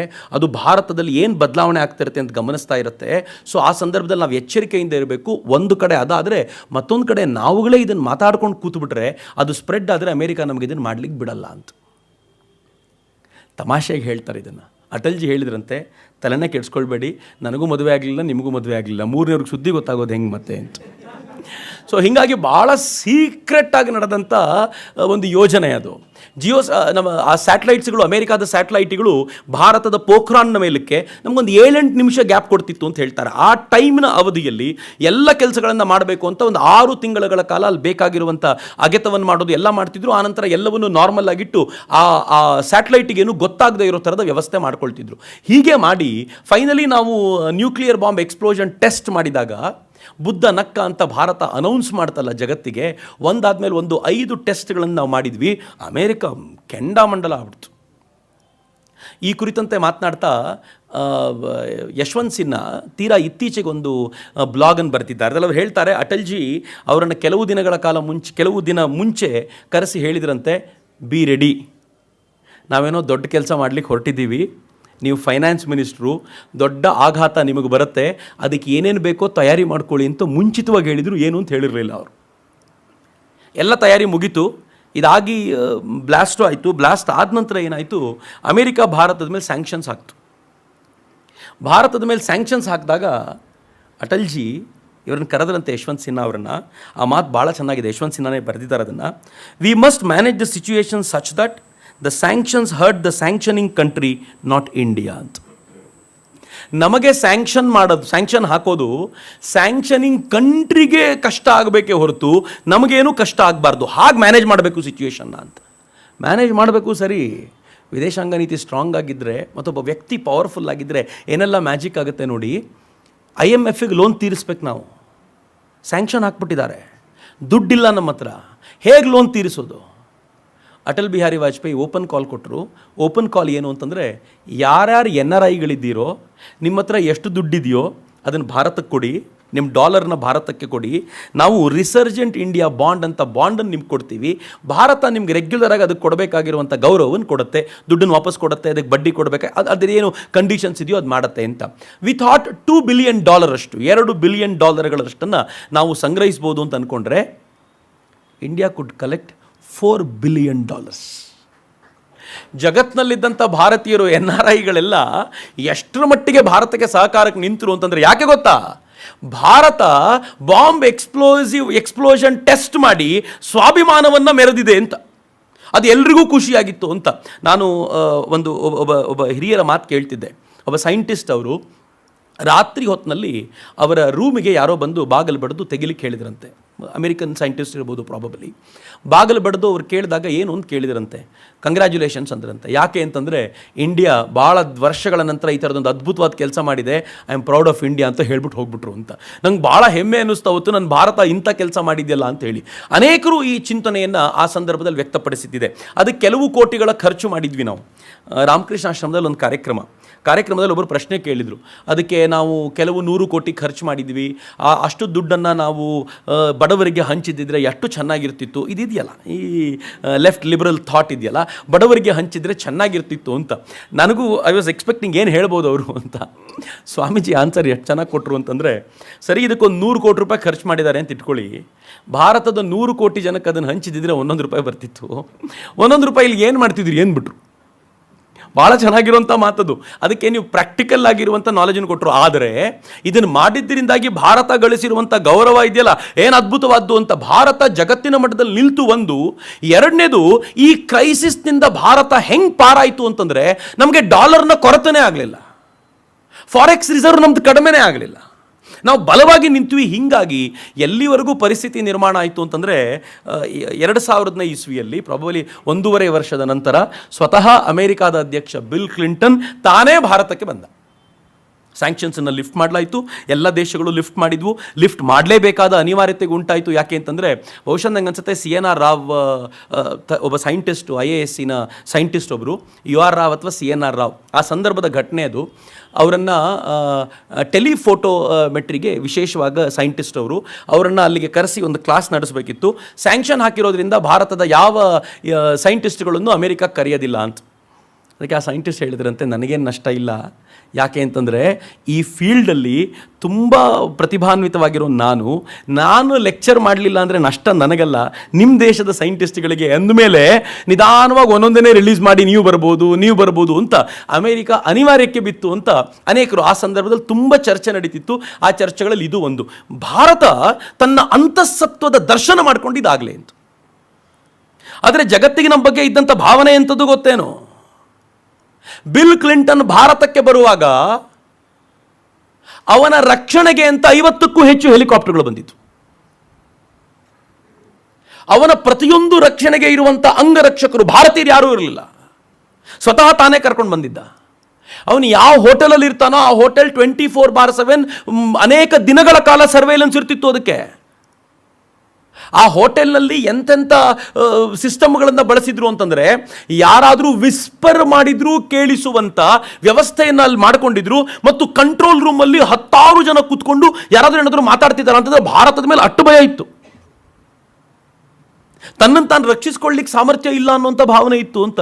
ಇವತ್ತು ನೋಡಿ, ಟ್ರಂಪು ಬರ್ತಾನೆ, ಜೋ ಬೈಡನು ಬರ್ತಾರೆ, ಭಾರತ ಎಲ್ಲರೂ ನೋಡ್ಕೊಳತ್ತೆ ಅಂತ. ಇದು ಭಾರತ ಬದಲಾಗಿರುವಂಥ ದೃಷ್ಟಿ ಅಂತ, ಆ ಥರ ಇದ್ವಿ ನಾವು ಅಂತ. ಆದರೆ ಅಟಲ್ಜಿಯ ಕಾಲದಲ್ಲಿ ಅಟಲ್ಜಿ ಪಾಕಿಸ್ತಾನ ಜೊತೆಗೆ ಸಂಬಂಧವನ್ನು ಸುಧಾರಿಸುವಂಥ ಪ್ರಯತ್ನ ಮಾಡಿದರು. ಇದರ ನಂತರ ನಾವು ನ್ಯೂಕ್ಲಿಯರ್ ಶಕ್ತ ರಾಷ್ಟ್ರ ಅಂತ ಗೊತ್ತಾದ ಮೇಲೂ ಅಟಲ್ಜಿ ಪಾಕಿಸ್ತಾನಕ್ಕೆ ಬಸ್ ತೊಗೊಂಡು ಹೋದರು, ರೈಲ್ ತೊಗೊಂಡು ಹೋದರು. ಆದರೆ 99ನಲ್ಲಿ ಪಾಕಿಸ್ತಾನ ಕಾರ್ಗಿಲ್ನಲ್ಲಿ ದಾಳಿ ಮಾಡ್ತು. ಅಟಲ್ಜಿ ಕಾಲಕ್ಕೆ ಕಾರ್ಗಿಲ್ನ ನೋಡಬೇಕಾದಂಥ ಪರಿಸ್ಥಿತಿ ಬಂತು, ಕಾರ್ಗಿಲ್ನ ಯುದ್ಧವನ್ನು ನೋಡಬೇಕಾದಂಥ ಪರಿಸ್ಥಿತಿ ಬಂತು. ಅಟಲ್ಜಿ ಕಾಲಕ್ಕೇ ಕಾಂದಾರ್ IC-814 ವಿಮಾನ ಅಪಹರಣ ನಡೆದಂಥ ಘಟನೆ, ಅದು ಬಹುಶಃ ಭಾರತದ ಇತಿಹಾಸದಲ್ಲಿ ಒಂದು ಕಪ್ಪು ಚುಕ್ಕೆ ಇವತ್ತಿಗೂ ಕೂಡ ಇದೆ.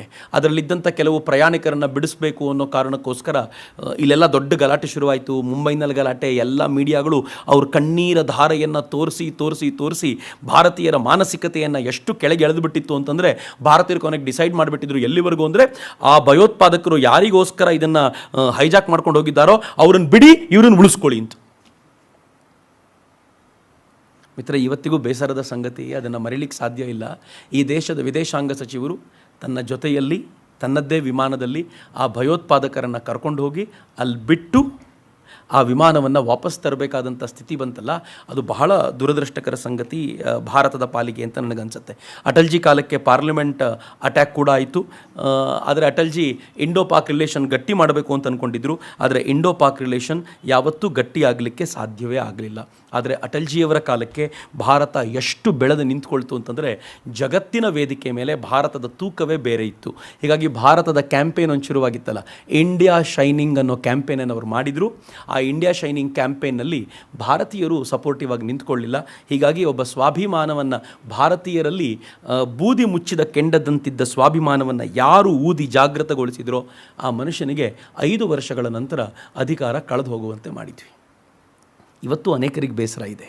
ಅಟಲ್ಜಿಯವರನ್ನು ಕಳ್ಕೊಂಡಿದ್ದು ಬಹುಶಃ ನಮ್ಮ ದೇಶವನ್ನು 50 ವರ್ಷಗಳ ಹಿಂದಕ್ಕೆ ತಳ್ಳಲಿಕ್ಕೆ ಸಾಧ್ಯ ಆಯಿತು ಅಂತ ನಾವು ಅನೇಕ ಬಾರಿ ಅಂದ್ಕೊಳ್ತೀವಿ. ನಂಗೆ ತುಂಬ ಚೆನ್ನಾಗಿ ನೆನಪಿದೆ, ನಾನೊಂದು ಯಾವುದೋ ಒಂದು ಕಾರ್ಯಕ್ರಮಕ್ಕೆ ಅಂತ ಹೋಗ್ತಿದ್ದೆ. ಅವತ್ತಿನ ರಿಸಲ್ಟ್ ನಾನು ನೋಡಲಿಲ್ಲ, ಯಾಕಂದರೆ ಆರಂಭದಲ್ಲಿ ನೋಡುವಾಗ ಸ್ವಲ್ಪ ಚೆನ್ನಾಗಿ ಅನ್ನಿಸ್ತು, ಕೊನೆಗೆ ಯಾಕೋ ಭಯ ಆಯಿತು ಅಂತ ನಾನು ಎಲ್ಲ ಬಿಟ್ಟು ಕಾರ್ಯಕ್ರಮಕ್ಕೆ ಹೋದೆ. ಯಾರೋ ಒಬ್ರು ಹಿರಿಯರು ಕಾಲ್ ಮಾಡಿದರು, ಎಲ್ಲಿದ್ದೀರಾ ಅಂತ ಕೇಳಿದರು. ನಾನು ಹೇಳಿದೆ, ಒಂದು ಕಾರ್ಯಕ್ರಮ ಇದೆ, ಈ ಥರದೊಂದು ಕಾರ್ಯಕ್ರಮಕ್ಕೆ ಬಂದಿದ್ದೀನಿ. ಏನಾದರೂ ಗೊತ್ತಾ ಅವರು, ಬಹಳ ಪುಣ್ಯವಂತ ಕಣಪ್ಪ ನೀನು ಅಂತ. ಯಾಕೆ ಎಂದೆ ನಾನು, ಟಿ ವಿ ಮುಂದೆ ಕೂತಿಲ್ವಲ್ಲ, ನಮ್ಮ ಎದೆ ಒಡೆದೋಗುವಂಥ ಸುದ್ದಿ ಬರ್ತಿದೆ, ಬಹಳ ನೋವಿಂದ ನಾವಿದ್ದೀವಿ, ನೀನು ಭಾಳ ಒಳ್ಳೆ ಕೆಲಸ ಮಾಡ್ತಿದ್ದೆ ಬಿಡಪ್ಪ, ಒಳ್ಳೇದಾಗಲಿ ನಿನಗೆ ಅಂತ ಫೋನ್ ಇಟ್ಬಿಟ್ರು. ನನಗೆ ಈಗಲೂ ನೆನಪಿದೆ. ಅಂದರೆ ಅಟಲ್ಜಿ ಸೋತರು ಅನ್ನೋ ಸುದ್ದಿನ, ಅಥವಾ ಆ ಸರ್ಕಾರವನ್ನು ನಾವು ಕಳ್ಕೊಂಡ್ವಿ ಅನ್ನೋಂಥ ಸುದ್ದಿನ ನಾನು ಕೇಳಿದ್ದು ಹಿಂಗೆ ಅಂತ.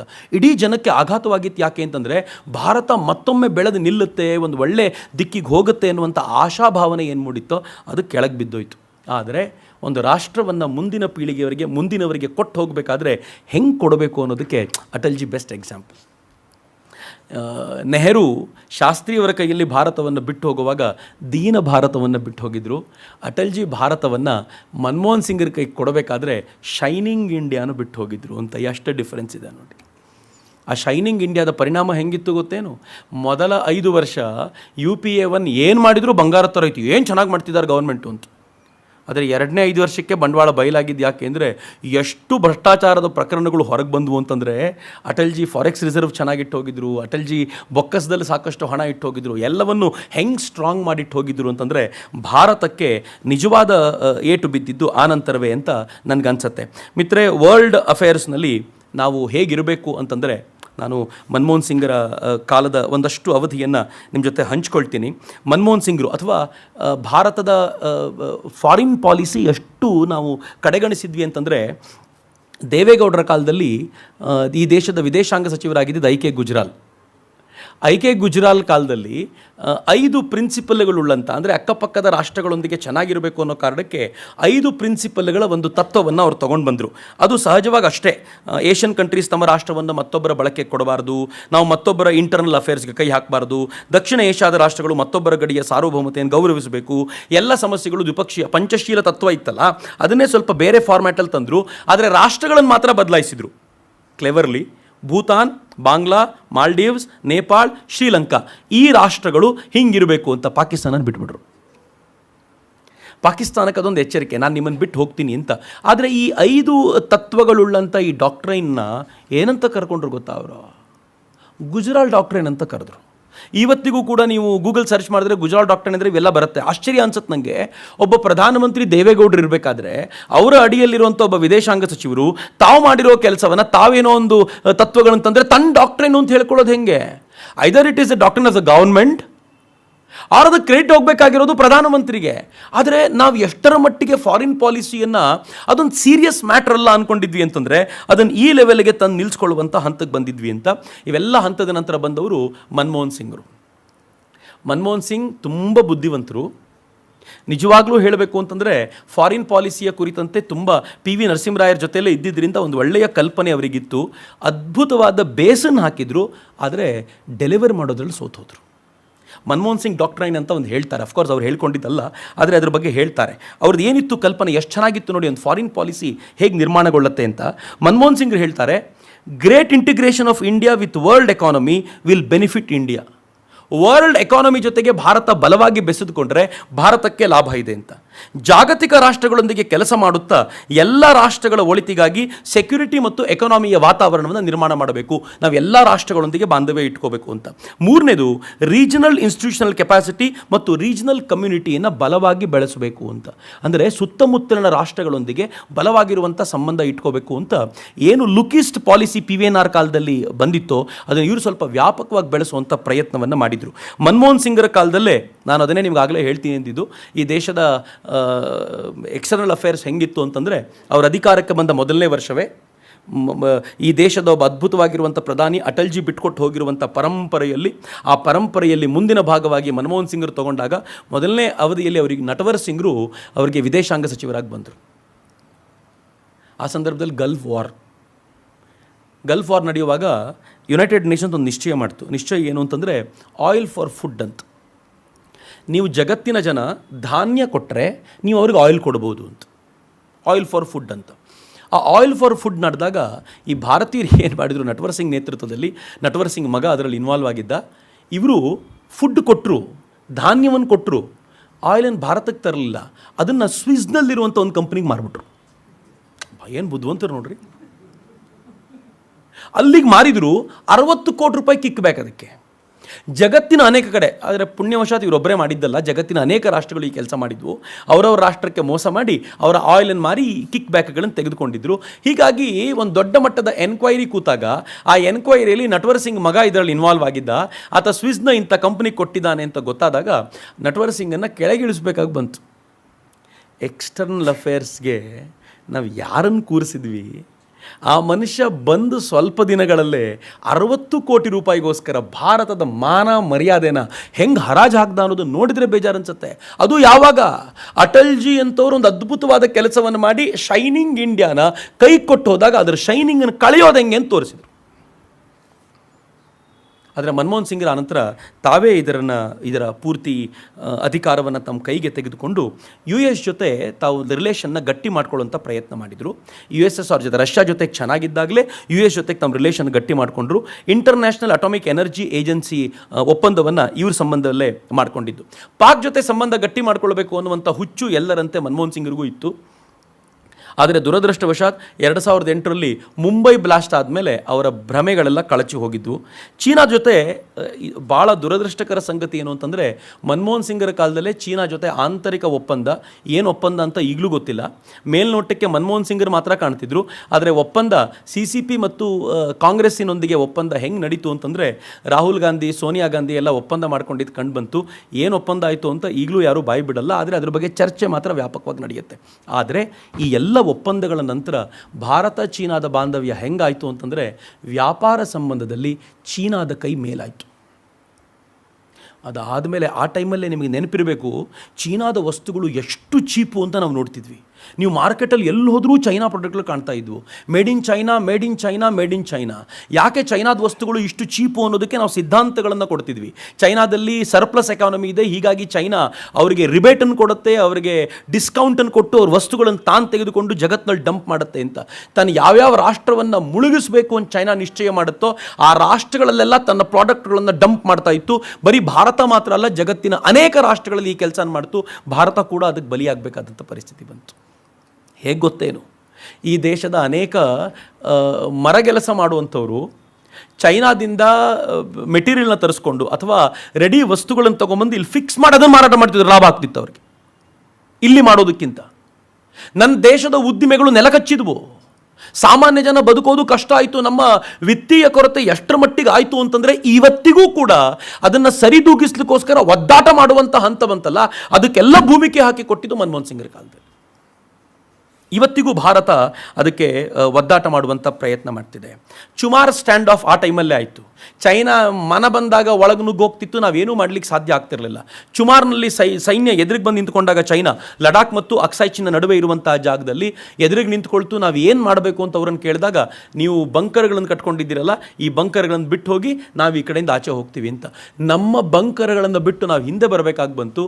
ಚೀನಾ ಅದನ್ನು ಯಾರೂ ಇಲ್ಲದ ಝೋನ್, ನೋ ಮ್ಯಾನ್ ಝೋನ್ ಆಗಿ ಕನ್ವರ್ಟ್ ಮಾಡ್ಕೊಂಡ್ಬಿಡ್ತು ಚುಮಾರಿ ಏರಿಯಾ. ನಮಗೆ ಚೀನಾನ ಎದುರಿಸುವಂಥ ತಾಕತ್ತಿಲ್ಲ.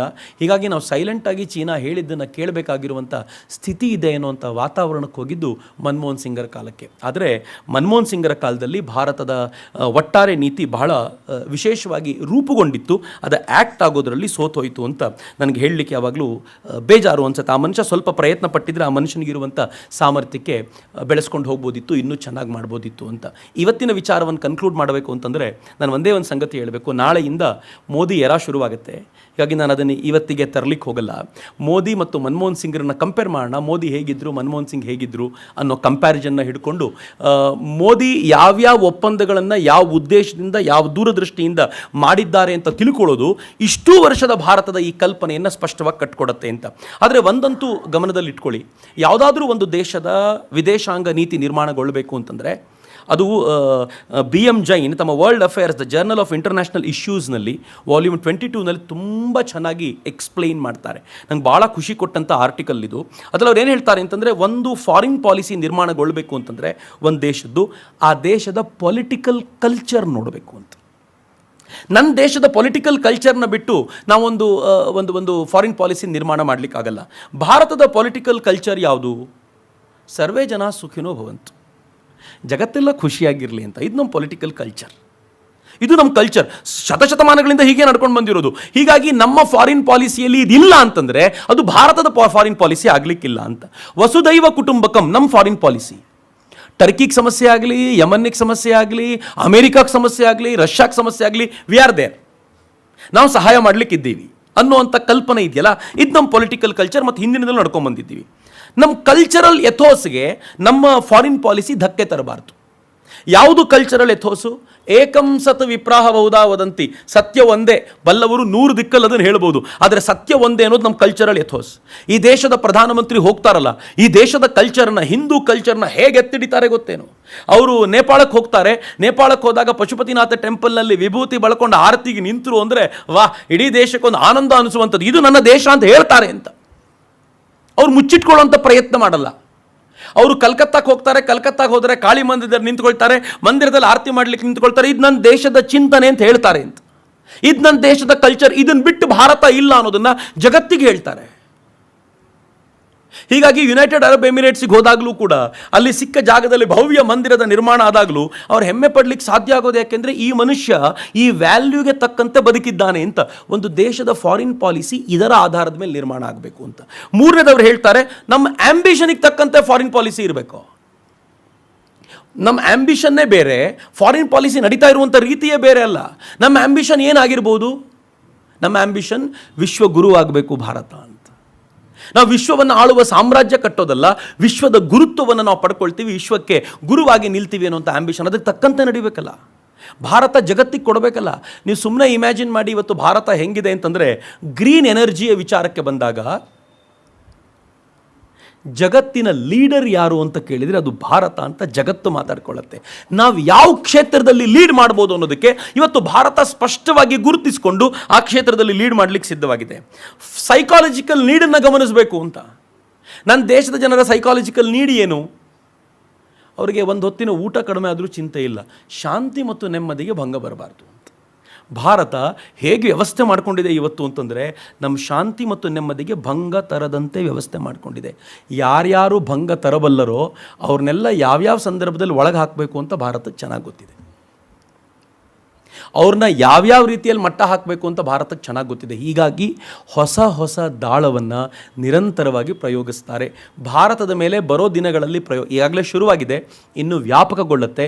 ಎಲೆಕ್ಷನ್ಗಿಂತ ಮುಂಚೆ ನಾವು ಫೈಟ್ ಮಾಡಲಿಕ್ಕೆ ಕಷ್ಟವಾಗ್ಬೋದಾಗಿರುವಂಥ ಒಂದು ದಾಳ ಯಾವುದು ಅಂತಂದರೆ ಸಿಖ್ಖರ ಪ್ರತ್ಯೇಕತಾವಾದಿತನ ಅಥವಾ ಈ ಖಾಲಿಸ್ತಾನಿ ಪ್ರತ್ಯೇಕತಾವಾದ ಇದೆಯಲ್ಲ, ಅದು ಬರೋ ದಿನಗಳಲ್ಲಿ ಭಾರತಕ್ಕೆ ಭಾಳ ಡೇಂಜರಸ್ ಆಗಿ ಪರಿಣಮಿಸುವಂಥ ಸಾಧ್ಯತೆ ಇದೆ. I am very curious Doval Narendra Modi ಜೋಡಿ ಇದನ್ನು ಹೇಗೆ ಕಂಟ್ರೋಲ್ ಮಾಡುತ್ತೆ ಅಂತ. ಬಿಕಾಸ್ ಅಲ್ಲಿರುವಂಥ ಗೌರ್ಮೆಂಟು, ಪಂಜಾಬ್ನಲ್ಲಿರುವಂಥ ಗೌರ್ಮೆಂಟ್ ಆಮ್ ಆದ್ಮಿ ಪಾರ್ಟಿ ಆಗಿರೋದ್ರಿಂದ ನೀವು ಒಳಗೆ ನುಸುಳ್ಲಿಕ್ಕೂ ಆಗಲ್ಲ, ಅದನ್ನು ಕಂಟ್ರೋಲ್ ಮಾಡಲಿಕ್ಕೆ ನಿಮ್ಮದೇ ಆಗಿರುವಂಥ ವ್ಯವಸ್ಥೆಯನ್ನು ಮಾಡ್ಕೊಳ್ಳಿಕ್ಕಾಗಲ್ಲ.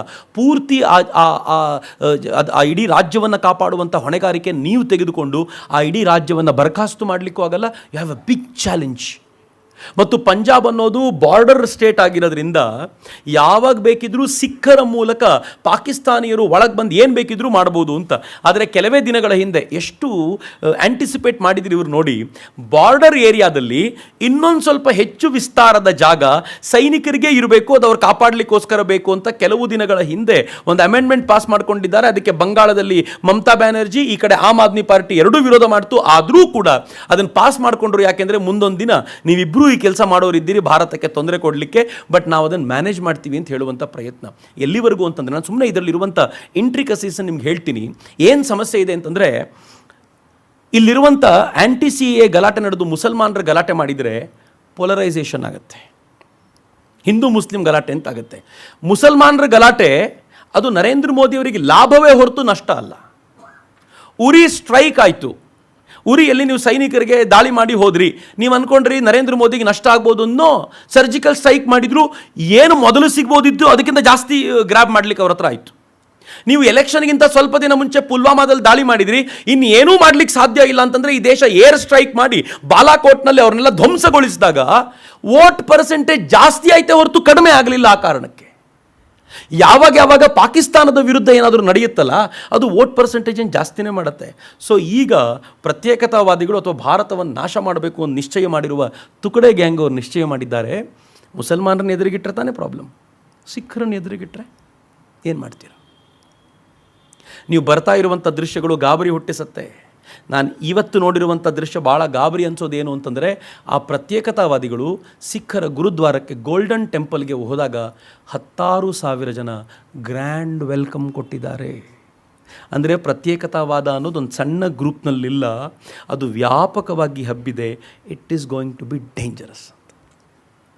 ಅಂದರೆ ಭಾರತ ಎದುರಿಸ್ಲಿಕ್ಕೆ ಇರೋದಿದೆಯಲ್ಲ, ಅದು ಹೊರಗಡೆಯವರು ಯಾರ್ಯಾರು ಹೆಗಲ ಮೇಲೆ ಬಂದೂಕು ಇಡ್ತಿದ್ದಾರೆ ಅನ್ನೋದನ್ನು ನಾವು ಸೂಕ್ಷ್ಮವಾಗಿ ಗಮನಿಸಬೇಕಾದಂಥ ಅಗತ್ಯ ಇದೆ. ನಾನು ನಿಮ್ಮ ಮುಂದೆ ಯಾಕೆ ಹರಡಿಸಿದ್ದೀನಿ ಅಂತಂದರೆ, ಸುಮ್ಮನೆ ಅಲ್ಲಿ ಗಲಾಟೆ ನಡೀತಿದೆ ಅಂತ ನೋಡೋದಲ್ಲದೆ ನರೇಂದ್ರ ಮೋದಿ ಮತ್ತು ದೋವಲ್ ಟೀಮ್ ಇದಕ್ಕೆ ಏನು ಮಾಡ್ತಿದೆ ಅಂತ ಸೂಕ್ಷ್ಮವಾಗಿ ಗಮನಿಸ್ಲಿಕ್ಕೆ ಶುರು ಮಾಡಿ, ಆಗ ನಿಮಗೆ ಒಂದು ಪಾಲಿಸಿ ಅನ್ನೋದನ್ನು ಹೇಗೆ ಇವರು ನಿರ್ಮಾಣ ಮಾಡ್ತಾರೆ ಅನ್ನೋದರ ಸೂಕ್ಷ್ಮ ನಿಮಗೂ ಅರ್ಥ ಆಗುತ್ತೆ. ಆ ಕಾರಣಕ್ಕೋಸ್ಕರ ಹಂಚಿಡ್ತಾ ಇದ್ದೀನಿ.